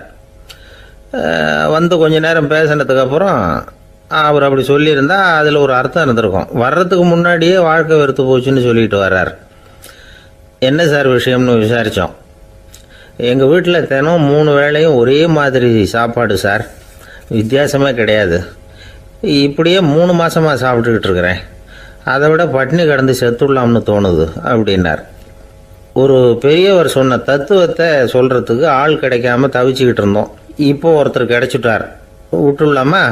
உடனே அவரை உட்கார வச்சு சொல்ல ஆரம்பிச்சிட்டோம். அதாவது நாம் அனுபவிக்கிற உணர்வுகளில் களிப்பு, மகிழ்வு, ஆனந்தம், இது 3க்கும் ஒன்றுக்கு ஒன்று வித்தியாசம் உண்டு. மேம்போக்காக பார்க்குறதுக்கு இது 3 ஒன்று மாதிரி தோணும். ஆனால் அது அப்படி இல்லை. களிப்புங்கிறது உடம்பை பொறுத்தது, மகிழ்வுங்கிறது மனசை பொறுத்தது, ஆனந்தம்ங்கிறது ஆன்மாவை பொறுத்தது. இப்படி இந்த 3 வகையான அந்த சுவைப்புகளின் தன்மையும் வேற வேற. இப்போ முதல்ல களிப்புங்கிறத எடுத்துக்குவோம். நம்ம புலன்களுக்கு களிப்பை தரக்கூடிய பொருள்களுக்கு சில விசேஷ குணம் உண்டு. அது எப்படின்னா, சீக்கிரமே சலிப்பை உண்டு பண்ணும். ஒருத்தர் அந்த பொருளை எடுத்துக்கிட்டால் அது இன்னொருத்தருக்கு குறைஞ்சிரும். உணவு, உடை இதெல்லாம் களிப்பை தரக்கூடிய பொருள்கள். இப்போ உதாரணத்துக்கு, ஒரு சாப்பாட்டு மேசையில் ஒரு பாத்திரத்தில் 10 இட்லி இருக்குது. அதில் ஒரு 2 இட்லியை நம்ம தட்டில் எடுத்து வச்சு சாப்பிட்றோம். நாம் சாப்பிட்ட அந்த இட்லி நிச்சயமாக எதிரில் உட்காந்துருக்கிறவருக்கு இல்லை, அவருக்கு உபயோகப்படாது. நாம் சாப்பிட்ட அதே இட்லியை அவரும் சாப்பிட முடியாது, அவர் வேற தான் எடுத்து வச்சுக்கணும். அது மாதிரி நாம் ஒரு சட்டையை எடுத்து போட்டுக்கிறோம், அதே சட்டையை அதே நேரத்தில் இன்னொருத்தர் போட்டுக்க முடியாது. புலன்களுக்கு களிப்பை தரக்கூடிய இது மாதிரி பொருள்கள்லாம் முதல் தடவை நமக்கு கொடுக்குற களிப்பை 2வது தடவையும் கொடுக்காது. 3வது தடவை இன்னும் குறையும், கடைசியில் வெறுப்பாக மாறிடும். ஒவ்வொன்றா இட்லியை தொடர்ந்து சாப்பிட்றோம்னு வச்சுக்கோங்க, முதல் இட்லி தரக்கூடிய சுவையை 30வது இட்லி தராது. முதல் தடவை புது சட்டையை போட்டுக்கிறப்போ நமக்கு இருக்கிற களிப்பு அதே சட்டையை 100வது தடவையாக போட்டுக்கிறோம்னு வைங்க, அப்போ இருக்குமா? இருக்காது. இதுதான் களிப்பு. அதாவது சீக்கிரமே சலிப்பை தரக்கூடியது. ஒருத்தர் எடுத்துக்கிட்டால் இன்னொருத்தருக்கு குறைஞ்சி போகக்கூடியது. ஆனால் மகிழ்ச்சிங்கிறது அப்படி இல்லை. ஒருத்தர் அனுபவிக்கிறதுனால இன்னொருத்தருக்கு குறைஞ்சி போகாது. இப்போ காலையில் சூரியன் உதயம் ஆகிறத பார்த்து சந்தோஷப்படுறோம், அதையே இன்னொருத்தரும் பார்த்து சந்தோஷப்படலாம். ஒரு நல்ல சங்கீதத்தை கேட்குறோம், ஒரு அழகான ஓவியத்தை ரசிக்கிறோம், நீங்கள் ரசிக்கிற அதே நேரத்தில் இன்னொருத்தரும் அதை ரசிக்கலாம். அதனால் அது குறைஞ்சி போகிறதில்ல. இது மகிழ்வு. ஆனால் ஒன்று, ஒரே பாடலை திரும்ப திரும்ப கேட்டுக்கிட்டு இருந்தால் கடைசியில் அலுப்பு தட்டும். அதாவது மகிழ்வுங்கிறது எப்படின்னா, மற்றவங்களோட பகிர்ந்து கொள்றதுனால குறையாது. ஆனால் ஒரே பொருள் மீண்டும் மீண்டும் அனுபவிப்பை தர்றப்போ முதல்ல மகிழ்வு அதிகரித்து அதுக்கப்புறம் அது மங்கி மறைஞ்சு போயிடும். இதுதான் அந்த மகிழ்வுங்கிறதுக்கு இலக்கணம். சரி, இப்போ 3வதாக சுகம் தரக்கூடிய ஆனந்தம்ங்கிறது எப்படின்னா, இது நமக்கு உள்ளே இருந்து சுரக்கிறது. மனசு சலனங்கள்லேருந்து விடுபடுறப்போ இந்த ஆனந்தம் நமக்கு கிடைக்கும். இது நிலையான சுகம், ஆத்ம சுகம். களிப்பிலிருந்து மகிழ்வுக்கும் மகிழ்விலிருந்து ஆனந்தத்துக்கும் செல்றது தான் மனிதன் நடத்த வேண்டிய முக்கியமான பயணம். இவ்வளவு விஷயத்தையும் கேட்டுட்டு இந்த காலத்து பையன் ஒருத்தன் வந்தான். சார், இப்போ நீங்கள் ஒரு சாப்பாட்டு மேசையில் ஒரு 10 இட்லி வைக்கிறீங்க, என்ன உட்கார வைங்க, எதிரில் இன்னொருத்தனை உட்கார வைங்க, நான் களிப்பு மகிழ்வுலாம் தாண்டி நேரடியாக ஆனந்தத்துக்கு பயணம் பண்ணி காட்டுறேன் அப்படின்னா. ஒன்றும் புரியல அவன் சொன்னது. அது எப்படி, என்ன பண்ணுவ நீ அப்படின்னு சொல்லி கேட்டோம் ஆச்சரியமா. 2 இட்லி சாப்பிட்டா தானே சார் களிப்பு, நான் 10 இட்லியும் மொத்தமாக சாப்பிட்ருவேன், அடுத்தவனுக்கு எதுவும் கிடைக்காது, அவனுக்கு கிடைக்காதபடி நாமே சாப்பிட்டுடுறோம்ல, அதுதானே நமக்கு ஆனந்தம் அப்படின்னு அதுக்கு ஒரு விளக்கம் சொல்கிறான். துஷ்டரை கண்டால் தூர விலகு, இப்படி ஒரு பழமொழி உண்டு. எதுக்காக இப்படி சொல்லி வச்சாங்க? துஷ்டன் ஏதாவது தொந்தரவு கொடுப்பான், அதனால் அவனை கண்டா பயந்துக்கிட்டு ஓடி ஒளிஞ்சிக்கோ அப்படின்னா இதுக்கு அர்த்தம் அப்படி இல்லை.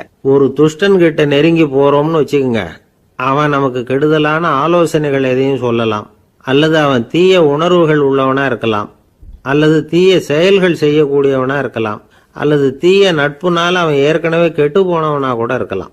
இப்படிப்பட்டவனை நெருங்கி போனால் அவனோட பாதிப்பு நமக்கும் வந்துடும். அதனால் விலகி போ அப்படின்னு சொல்கிறாங்க. இதையே கொஞ்சம் விவரமாக இப்போ பார்ப்போமே. இப்போ இந்த துஷ்டர்களை 4 வகையாக பிரிக்கிறாங்க. இந்த 4 வகைக்கும் உதாரணம் வேணும்னா வேற எங்கேயும் போக வேண்டியதில்லை, மகாபாரதத்தை பார்த்தாவே போதும். அதில் இந்த 4 வகையான தீயோரும் வர்றாங்க. முதல் வகைக்கு உதாரணம் சகுனி. இவன் மனசில் எப்பவும் தீய எண்ணங்கள் தான் நிறைஞ்சிருக்கும், கனவுல கூட தீய ஆலோசனைகள்.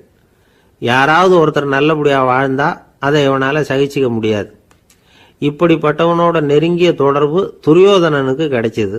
துரியோதனன் எப்படின்னா, அவன் ஏற்கனவே தீய காரியங்கள் செய்யறதுக்கு தயங்காதவன். அப்படிப்பட்டவனுக்கு தீய போதனைகள் செய்யறதுக்கு சகுனி உதவுனான். இந்த 2 பேரோட சகவாசம் இன்னொருத்தனுக்கு கிடைச்சது. அவன் யாருன்னா துச்சாதனன். அவன் தீய நடத்தை உள்ளவன். இந்த 3 பேரும் ஒன்று சேர்ந்தா என்னத்துக்கு ஆகும்? உலகமே கெட்டு போடும்ல. இந்த 3 துஷ்டர்களோட நல்லவன் ஒருத்தன் சேர்ந்தான். அவன் தான் கர்ணன். கர்ணன் வந்து இயல்பாகவே உத்தம குணம் உள்ளவன். அவன் நல்லவங்களோட சேராம இப்படிப்பட்ட கெட்டவங்க கிட்ட வந்து நட்பு வச்சுக்கிட்டான். அதனால அவனும் தீய செயல்களில் ஈடுபடுறது மாதிரி ஆயிடுது. துரியோதனனுடைய நண்பனா அவனுடைய ஆதரவுல வளர்ந்ததுனால அவனுக்கு துணையா இருக்க வேண்டி இருக்குது அப்படின்னா.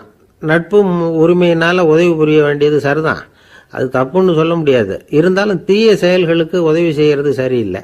புத்தி பலம் புஜ பலம் எல்லாம் இருந்தா கூட தெய்வ பலம் இல்லைன்னா ஜெயிக்க முடியாது. கர்ணன் வந்து மகா வீரன், இருந்தாலும் கடைசியில் அவன் கதி என்னாச்சு? அவங்ககிட்ட எல்லா நல்ல குணங்களும் இருந்தது, இருந்தாலும் ஏன் இப்படி ஆச்சு? தீயவர்களுடைய சேர்க்கை தான் காரணம். அவங்களோட சேர்ந்ததுனால இவனையும் அப்படியே நினைக்க ஆரம்பிச்சுட்டாங்கல்ல. 4 வகை துஷ்டர்கள்ல இவனும் ஒரு வகை அப்படின்னு சொல்ல ஆரம்பிச்சிட்டாங்க. அதாவது தீய ஆலோசனைக்கு சகுனி, தீய உணர்வுகளுக்கு துரியோதனன், தீய செய்கைக்கு துச்சாதனன், தீய நட்புக்கு கர்ணன். இப்படி உதாரணமாயிட்டான். அதனாலதான் துஷ்டரை கண்டால் தூர விலகு அப்படின்னு சொன்னாங்க. அது புராண காலம்.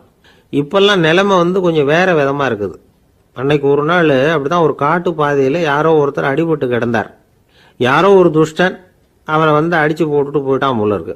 அந்த வழியா போன ஒருத்தர் பரிதாபப்பட்டு அவனை போய் தூக்குனார், ஆறுதல் சொன்னார். இதை பாருங்க, இந்த வழியா எப்பவும் தனியா வரக்கூடாது. ஏன்னா இங்க ஒரு ரவுடி இருந்துகிட்டு வர்றவங்க போறவங்களெல்லாம் வழிப்பறி பண்ணிட்டு இருக்கிறதா கேள்விப்பட்டிருக்கிறேன் அப்படின்னாராம்.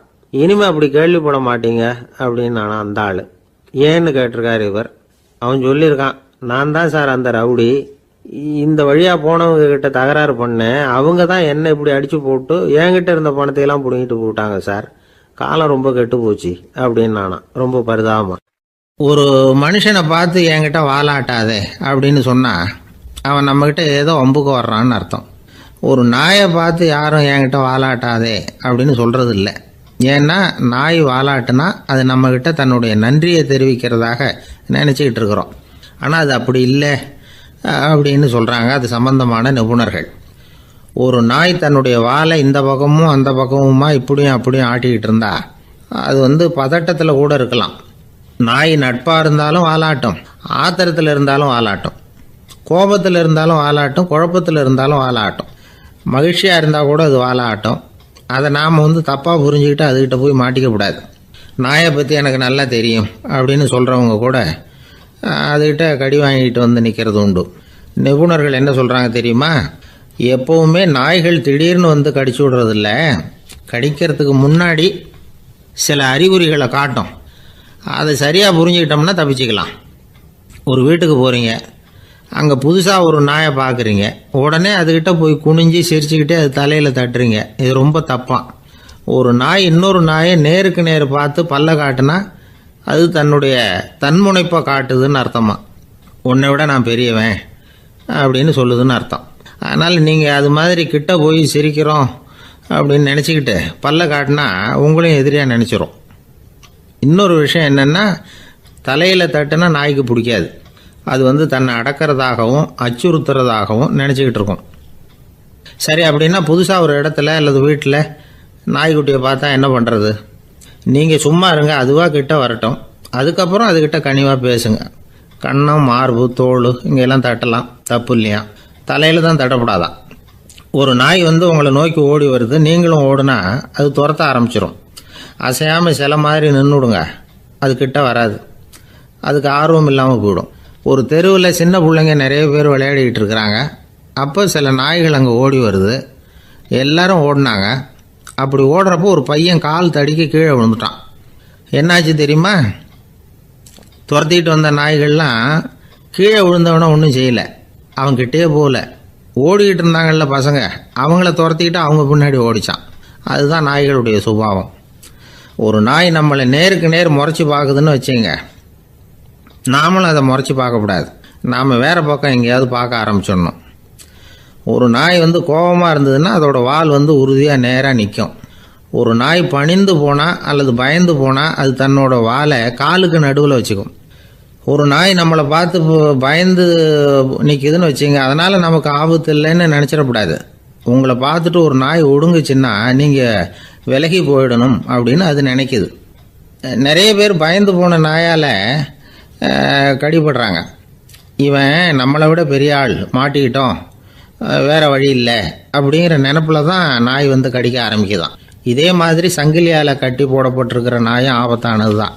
தொடர்ந்து கட்டி போட்டிருந்தா காலப்போக்கில் அது ஒரு மாதிரி ஆகிடும். நாய் வந்து குழந்தைகளை கடிக்காது அப்படின்னு சில பேர் சொல்லுவாங்க. அதுவும் ஒரு தவறான நம்பிக்கை. அதனால் சின்ன குழந்தைகளை தனியாக நாயோட விளையாட விடக்கூடாது. ஆகக்கூடி நாயை பற்றி நிறைய விஷயம் புரிஞ்சுக்க வேண்டியிருக்குது. ஒருத்தர் தன்னுடைய நண்பர் வீட்டுக்கு போயிருந்தார். அவசியம் எங்கள் வீட்டில் சாப்பிட்டுட்டு தான் போகணும் அப்படின்னு ரொம்ப அன்பாக சொல்லிவிட்டார். அதை மீற முடியல இவரால். சரின்னு உட்காந்துட்டார். சாப்பாடு போட்டாங்க. சாப்பிட ஆரம்பித்தார். அவங்க வீட்டில் கட்டி போட்டிருந்த நாய்க்குட்டி இவர் சாப்பிட்றத முறைச்சி பார்த்துது. ஏன் இப்படி என்ன இது முறைச்சி பார்க்குது உங்கள் வீட்டு நாய்க்குட்டி அப்படின்னு அவர் கேட்டார். அப்போ அவங்க சொன்னாங்களாம், அதுக்கிட்ட ஒரு கெட்ட பழக்கங்க, தன்னோட தட்டில் யார் சாப்பிட்டாலும் அது அப்படி தான் முறைச்சி பார்க்கும் அப்படின்னாராம் அவர். இன்றைக்கு பல பேர் வந்து உயில் எழுதி வைக்கிறாங்கல்ல. இந்த உயில்னா என்ன? அதாவது ஒரு நபர் தனக்கு பின்னாடி தன்னுடைய சொத்துக்கள் யாருக்கு போய் சேரணும்னு நினைக்கிறாரோ அந்த நினைப்பை சட்டப்படி உறுதிப்படுத்துறது தான் உயில். சரி, உயிலை வந்து யார் எழுதலாம்? 18 வயசு பூர்த்தியான யாரும் உயில் மூலமாக சொத்துக்களை விநியோகிக்கலாம். கண் பார்வை இல்லாதவங்க, காது கேளாதவங்க, வாய் பேச முடியாதவங்க, இவங்கெல்லாம் கூட உயில் எழுதி வைக்கலாம். புத்தி சுவாதீனம் இல்லாதவங்க கூட சில சமயம் புத்தி தெளிவாக இருந்தால் உயில் எழுதலாமா. குடிபோதையில் இருக்கிறவங்க, தாங்கள் என்ன செய்கிறோங்கிறது தெளிவாக அறிய முடியாதவங்க, நோய் நொடியில் இருக்கிறவங்க, இவங்கெல்லாம் உயில் எழுத முடியாது. ஒருத்தரை நிர்பந்தப்படுத்தி ஏமாற்றி அல்லது சுய நினைவில்லாத ஒருத்தர்கிட்ட எழுதி வாங்கி வைக்கிற உயில் வந்து செல்லாது. உயிலை வந்து இந்த முறையில் தான், இந்த படிவத்தில் தான் எழுதணும்னு சட்டத்தில் விதி எதுவும் கிடையாது. இதுக்கு முத்திரை கட்டணமும் கிடையாது. உயிலை வந்து வெற்று காகிதத்தில் எழுதலாம். அச்சு அடிக்கணும், டைப் அடிக்கணுங்கிற அவசியம் கூட இல்லை. கையாலேயே கூட எழுதலாம். எழுதி இருக்கிறது புரியணும், அவ்வளவுதான். குறைந்தபட்சம் 2 சாட்சிகளை வச்சுக்கிட்டு உயில் எழுதுகிறவர் அதில் கையெழுத்து போடணும். கையெழுத்து போட தெரியாதுன்னா இடது கை பெருவிரல் ரேகை வைக்கலாம். உயில் சாசனத்துக்கு சாட்சிகள் கையெழுத்து இல்லைன்னாலும் அது செல்லாது. அப்புறம் ப்ரிவிலேஜ்டு வில் அப்படின்னு இருக்கு. அதுக்கு மட்டும் சாட்சிகள் தேவையில்லை. அது என்னென்னா, இந்த விமானப்படை, கப்பல் படை அல்லது யுத்தத்தில் பணிபுரியும் நபர்கள் அவங்கெல்லாம் இருக்கிறாங்க இல்லையா, அப்படிப்பட்டவங்க எழுதுகிற உயில் அது. அதுக்கு சில விசேஷ சலுகைகள் உண்டு. ஒருத்தர் முதல்ல ஒரு உயில் எழுதி வைக்கிறார், அதுக்கப்புறம் மனசு மாறி போகுது, அது வேணாம்னு நினைக்கிறார், ரத்து செஞ்சுடலாம். அதுக்கப்புறம் வேற உயிலும் எழுதலாம். உயிரோடு இருக்கிற வரைக்கும் எத்தனை தடவை வேணும்னாலும் உயில் எழுதலாம். கடைசியாக எழுதப்பட்ட உயில் சட்டப்படி சரியாக இருந்தால் அதுதான் அமலுக்கு வரும். சரி, எழுதுகிற உயிலை ரகசியமாக வச்சுருக்கிறது எப்படி? இது ஒரு கேள்வி.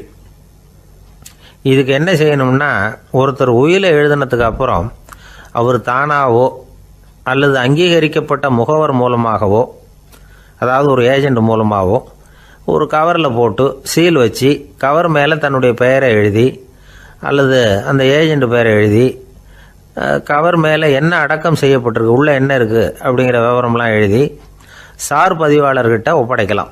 இதுக்கு கட்டணம் உண்டு. அதுக்கப்புறம் எப்போ தேவைப்படுதோ அப்போ ஒரு மனு கொடுத்து அந்த கவரை திரும்ப வாங்கிக்கலாம். இப்போ எழுதுகிற உயிலை இவ்வளவு நாளுக்குள்ளே பதிவு செய்யணுங்கிற கால வரையறை உண்டா அப்படின்னு ஒரு கேள்வி வரலாம் இல்லையா? எப்போ வேணும்னாலும் பதிவு செய்யலாம். நம்மால் ஒருத்தர் ஒரு நாள் ரொம்ப அவசரமாக வந்தார். இந்த உயில் எழுதுறது சம்பந்தமாக பூரா விவரமாக எனக்கு உடனே தெரியணும்னார்.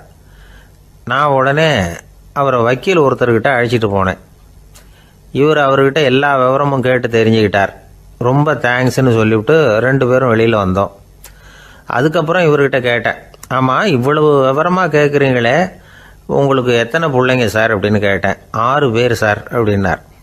சரி, இருக்கிற சொத்து எவ்வளவுன்னு கேட்டேன். அதை இனிமே தான் சம்பாதிக்க போகிறேன் அப்படின்னார். ஒரு ஊரில் ஒரு மன்னர் இருந்தார். அழகான அரண்மனையில் அவர் இருந்தார். அந்த அரண்மனையை விட அழகாக ஒரு மாளிகையை அந்த ஊர்லேயே வேற ஒருத்தன் கட்டியிருந்தான். அப்படி கட்டி முடித்ததில் அவனுக்கு ரொம்ப பெருமை. எத்தனையோ செல்வந்தர்கள்லாம் வந்து பார்த்துட்டு, இந்த மாளிகையை விலைக்கு கொடுத்துட்றியா, எவ்வளவு விலை சொன்னாலும் சரி நாங்கள் வாங்கிக்கிறதுக்கு தயாராக இருக்கோம் அப்படின்னு சொல்லி கேட்டு பார்த்துட்டாங்க. நான் இதை விற்கிறதுக்கு தயாராக இல்லை அப்படின்னு சொல்லிவிட்டான். அவ்வளவு சிறப்பாக கலை அம்சத்தோடு அதை கட்டி முடிச்சிருக்கிறான். அதுவே ஒரு பெரிய அரண்மனை மாதிரி இருந்ததுன்னா பார்த்துங்களேன்.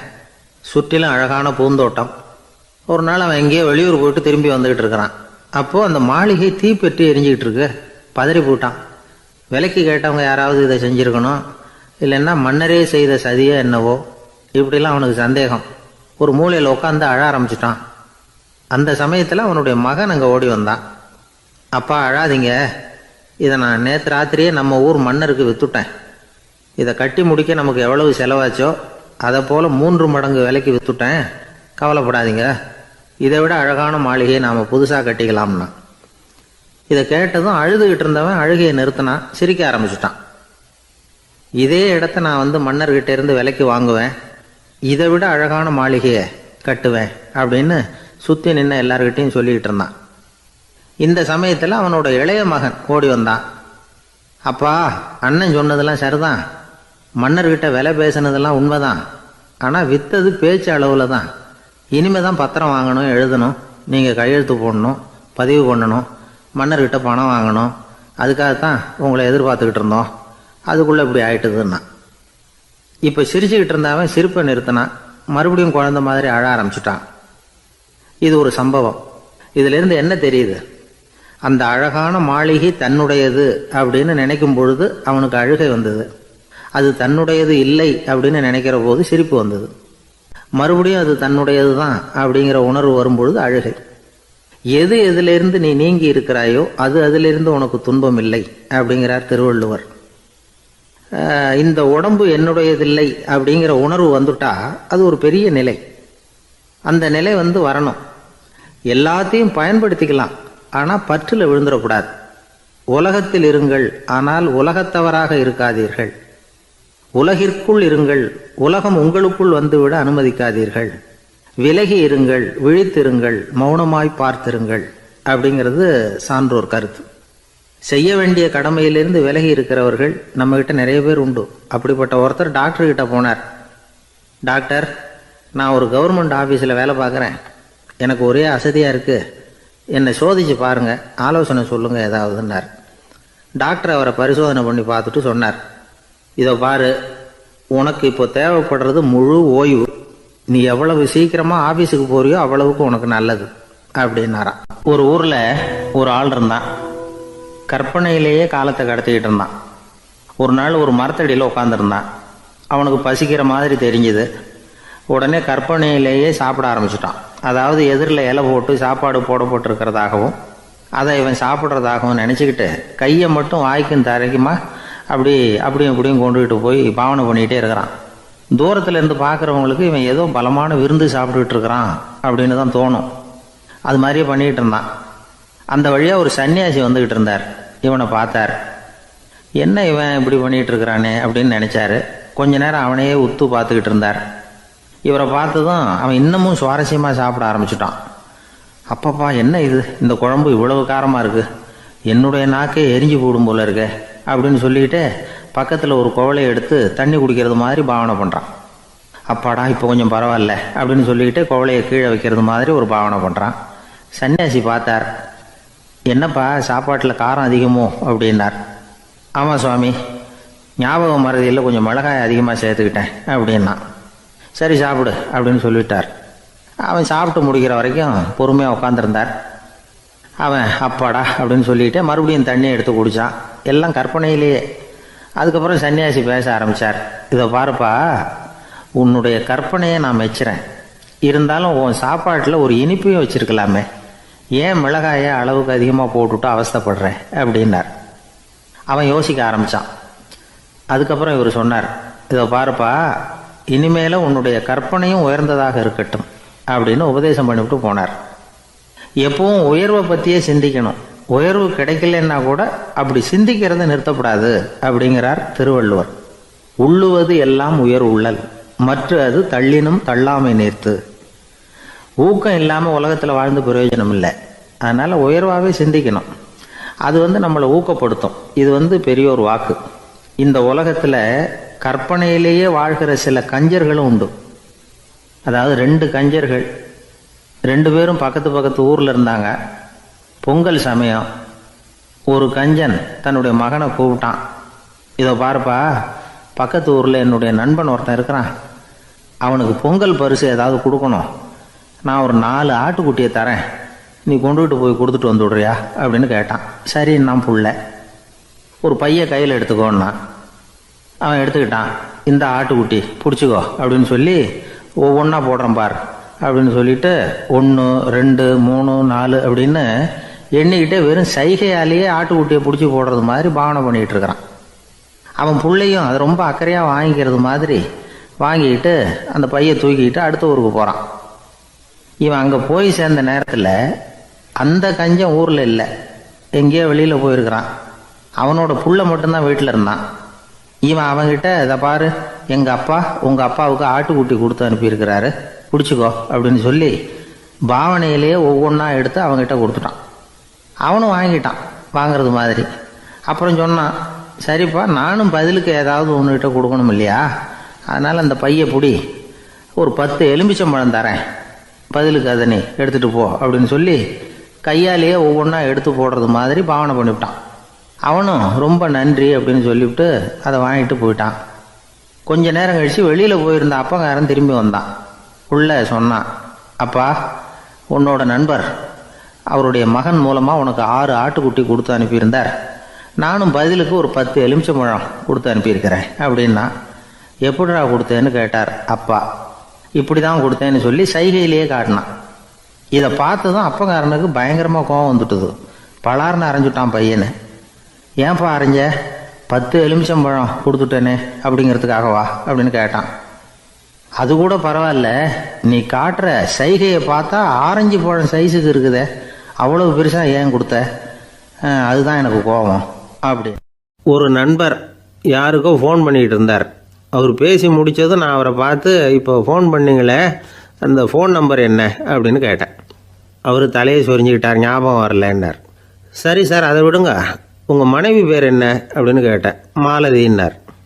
என்ன சார் இது வேடிக்கை, கொஞ்ச நேரத்துக்கு முன்னாடி பேசின ஃபோன் நம்பர் மறந்து போச்சு, எப்போவோ கல்யாணம் பண்ணிக்கிட்ட மனைவி பேர் மறக்கலை, அதை கரெக்டாக சொல்லிவிட்டீங்களே அப்படின்னு கேட்டேன்.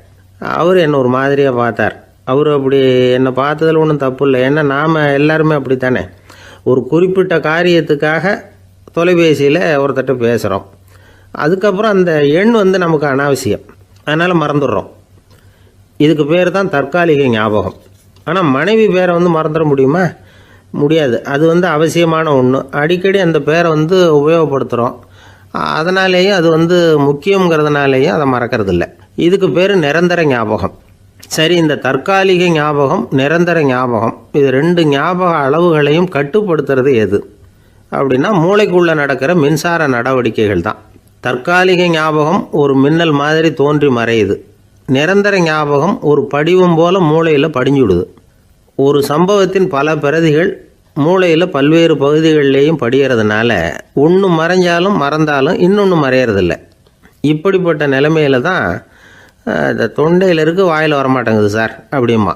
ஒருத்தருக்கு எந்த துறையில் ஆர்வமும் ஈடுபாடும் அதிகமோ அது சம்பந்தமான ஞாபக சக்தி அதிகமாக இருக்கும். தொழிலை விரும்புகிற ஒரு டெலிஃபோன் ஆப்ரேட்டருக்கு எண்கள்லாம் நல்ல ஞாபகம் இருக்கும். அது மாதிரி கவிஞர்களுக்கு வார்த்தைகள் நல்ல ஞாபகத்தில் இருக்கும். இது ஒரு பக்கம் இருந்தாலும் ஒரு மூளை எண்களை விட எழுத்துக்களை விட படங்களை ரொம்ப சுலபமாக ஞாபகத்தில் வச்சுக்குது. புரிஞ்சுக்கிற தன்மை, அனுபவம், புத்தி கூர்மை இது கூடி குறையிறத பொறுத்து ஞாபக சக்தியும் ஏறும் இறங்கும். இப்போ உதாரணத்துக்கு ஒரு பையனுக்கு படித்தது எதுவும் ஞாபகத்தில் இல்லைன்னா அவன் அதை சரியாக புரிஞ்சுக்கலைன்னு அர்த்தம். இந்த மறதிங்கிறது எந்த சமயத்தில் ஒரு பிரச்சனை ஆகுது தெரியுமா? உங்களுக்கு வேண்டியப்பட்ட ஒருத்தரை ஞாயிற்றுக்கிழமை சாயந்தரம் சரியாக 5 மணிக்கு கடற்கரைக்கு வர சொல்லிவிட்டு அந்த நேரத்தை மறந்துவிட்டா அது பரவாயில்ல, வர சொன்னதையே மறந்துவிட்டா தான் நிலைமை மோசம்னு அர்த்தம். இப்படி இருந்தால் இது சிகிச்சை எடுத்துக்க வேண்டிய நிலைமைங்கிறத புரிஞ்சுக்கணும். ஆமாம், இதுக்கும் மருந்து இருக்குது. ஆனால் மூளை குறிப்பிட்ட அளவுக்கும் கீழே இயங்குறப்போவோ இன்னொன்று சொல்லுவாங்க, இந்த நியூரோ டிரான்ஸ்மிட்டர் அப்படின்னு சொல்லுவாங்க. அப்படிங்கிற மூளை ரசாயனம் ரொம்பவும் குறைஞ்சி போகிறப்போ மட்டும்தான் உபயோகப்படும். டாக்டர் என்ன சொல்கிறாங்க தெரியுமா? மூளையை பொறுத்த வரைக்கும் அதில் ஞாபக சக்தி அதிகமாக உள்ள மூளை, மறதி உள்ள மூளை அப்படின்னு ஒன்றும் கிடையாது அப்படிங்கிறாங்க. நினைவு வச்சுக்கிறதுக்கு பயிற்சி அளிக்கப்பட்ட மூளை, பயிற்சியற்ற மூளை அப்படின்னு வேணும்னா சொல்லலாம் அப்படின்னு சொல்கிறாங்க. அதனால் நம்ம ஞாபக சக்திங்கிறது நம்மக்கிட்ட இருக்கிற பயிற்சி, முயற்சி இதை பொறுத்து தான் அமையும். ஒருத்தர் ஒரு பென்சிலை எங்கேயோ வச்சுக்கிட்டு தேடிக்கிட்டு இருந்தார். அப்புறம் என்னமோ தீவிரமாக யோசனை பண்ணி அதை ஞாபகப்படுத்தி பார்த்துக்கிட்டு இருந்தாராம். எதிரில் உட்காந்துருந்தவர் சொன்னார், பென்சிலை தானே தேடிக்கிட்டு இருக்கீங்க, அது உங்கள் வலது காதில் இருக்குது சார் அப்படின்னாராம் அவர். இதுக்கு அவர் சொல்லியிருக்காரு, பென்சிலை வலது காதில் தான் வச்சுருக்கேங்கிறது எனக்கு நல்லா ஞாபகம் இருக்குது, ஆனால் எது வலது காதுங்கிறது தான் மறந்து போச்சு அப்படின்னாராம். அவர் அதை தான் யோசிச்சுட்டு இருந்திருக்கிறார். எனக்கு ஒரு உதவி செய்யணும் அப்படின்னு நம்மளை பார்த்து ஒருத்தர் கேட்குறாருன்னு வச்சுங்களேன், உடனே நாம் அவரை பார்த்து என்ன உதவின்னு கேட்போம். இதுதான் சராசரி மனிதர்களின் இயல்பு. ஆனால் ஒருத்தர் எனக்கு ஒரு உதவி செய்யணும் அப்படின்னு கேட்ட உடனே என்ன உதவின்னு கூட கேட்காம சரி செய்கிறேன் அப்படின்னு ஒத்துக்கிறது இருக்கு பாருங்கள், அது கொஞ்சம் அபூர்வம். அந்த காலத்தில் ஒருத்தர் இருந்தார். அவர் எப்படி தெரியுமா, உதவி கேட்குறவங்க நல்லவங்களா கெட்டவங்களா அப்படின்னு கூட பார்க்கல, தனக்கு நன்மையா தீமையா அப்படின்னு கூட பார்க்கல, உதவி செய்கிறேன்னு புறப்பட்டு விட்டார். அவர் யார் தெரியுமா, அவர் தான் நல சக்கரவர்த்தி. அவர் மாதிரி நாமும் உதவி கேட்குறவங்களுக்கு உடனே உதவி செய்கிறதுக்கு தயாராக இருக்கணும் அப்படின்னு சொன்னார் ஒரு ஆன்மீக பேச்சாளர். நல சரித்திரத்தை அவர் சொல்லிக்கிட்டு இருந்தார். இந்திரன், அக்னி, வருணன், யமன் இவங்க 4 பேரும் நலனை பார்த்து எங்களுக்கு நீ உதவி செய்யணும், எங்களுக்காக நீ தூது போகணும் அப்படின்னு கேட்குறாங்க. யாருக்கிட்ட தூது போகணும், என்ன காரியத்துக்காக போகணும் அப்படின்னு கேட்கணும்ல. நலன் அப்படி கேட்கவே இல்லை, உடனே சரின்னு ஒத்துக்கிறான். அதுக்கப்புறம் அவங்க விவரம் சொல்கிறாங்க, என்ன உதவி, யாருக்கிட்ட தூது போகணும் அப்படிங்கிற விவரத்தை சொல்கிறாங்க. நலனுக்கும் அப்புறம்தான் புரியுது, எந்த தமயந்தியை இவன் காதலிச்சானோ, எந்த தமயந்தின் சுயமரத்துக்காக இவன் போய்கிட்டு இருக்கிறானோ அந்த தமயந்தியை பார்த்து தங்களுக்காக அவகிட்ட வாதாடணும், பேசணும், தங்களில் ஒருத்தரை கல்யாணம் பண்ணிக்கும்படியாக கேட்கணும் அப்படின்னு அவங்க 4 பேரும் நலன்கிட்ட கேட்குறாங்க. இதை கேட்டதும் நலன் கொஞ்சம் கூட முகம் சுளிக்கலை, பதட்டப்படலை. நேராக தமயந்தி கிட்ட போகிறான்.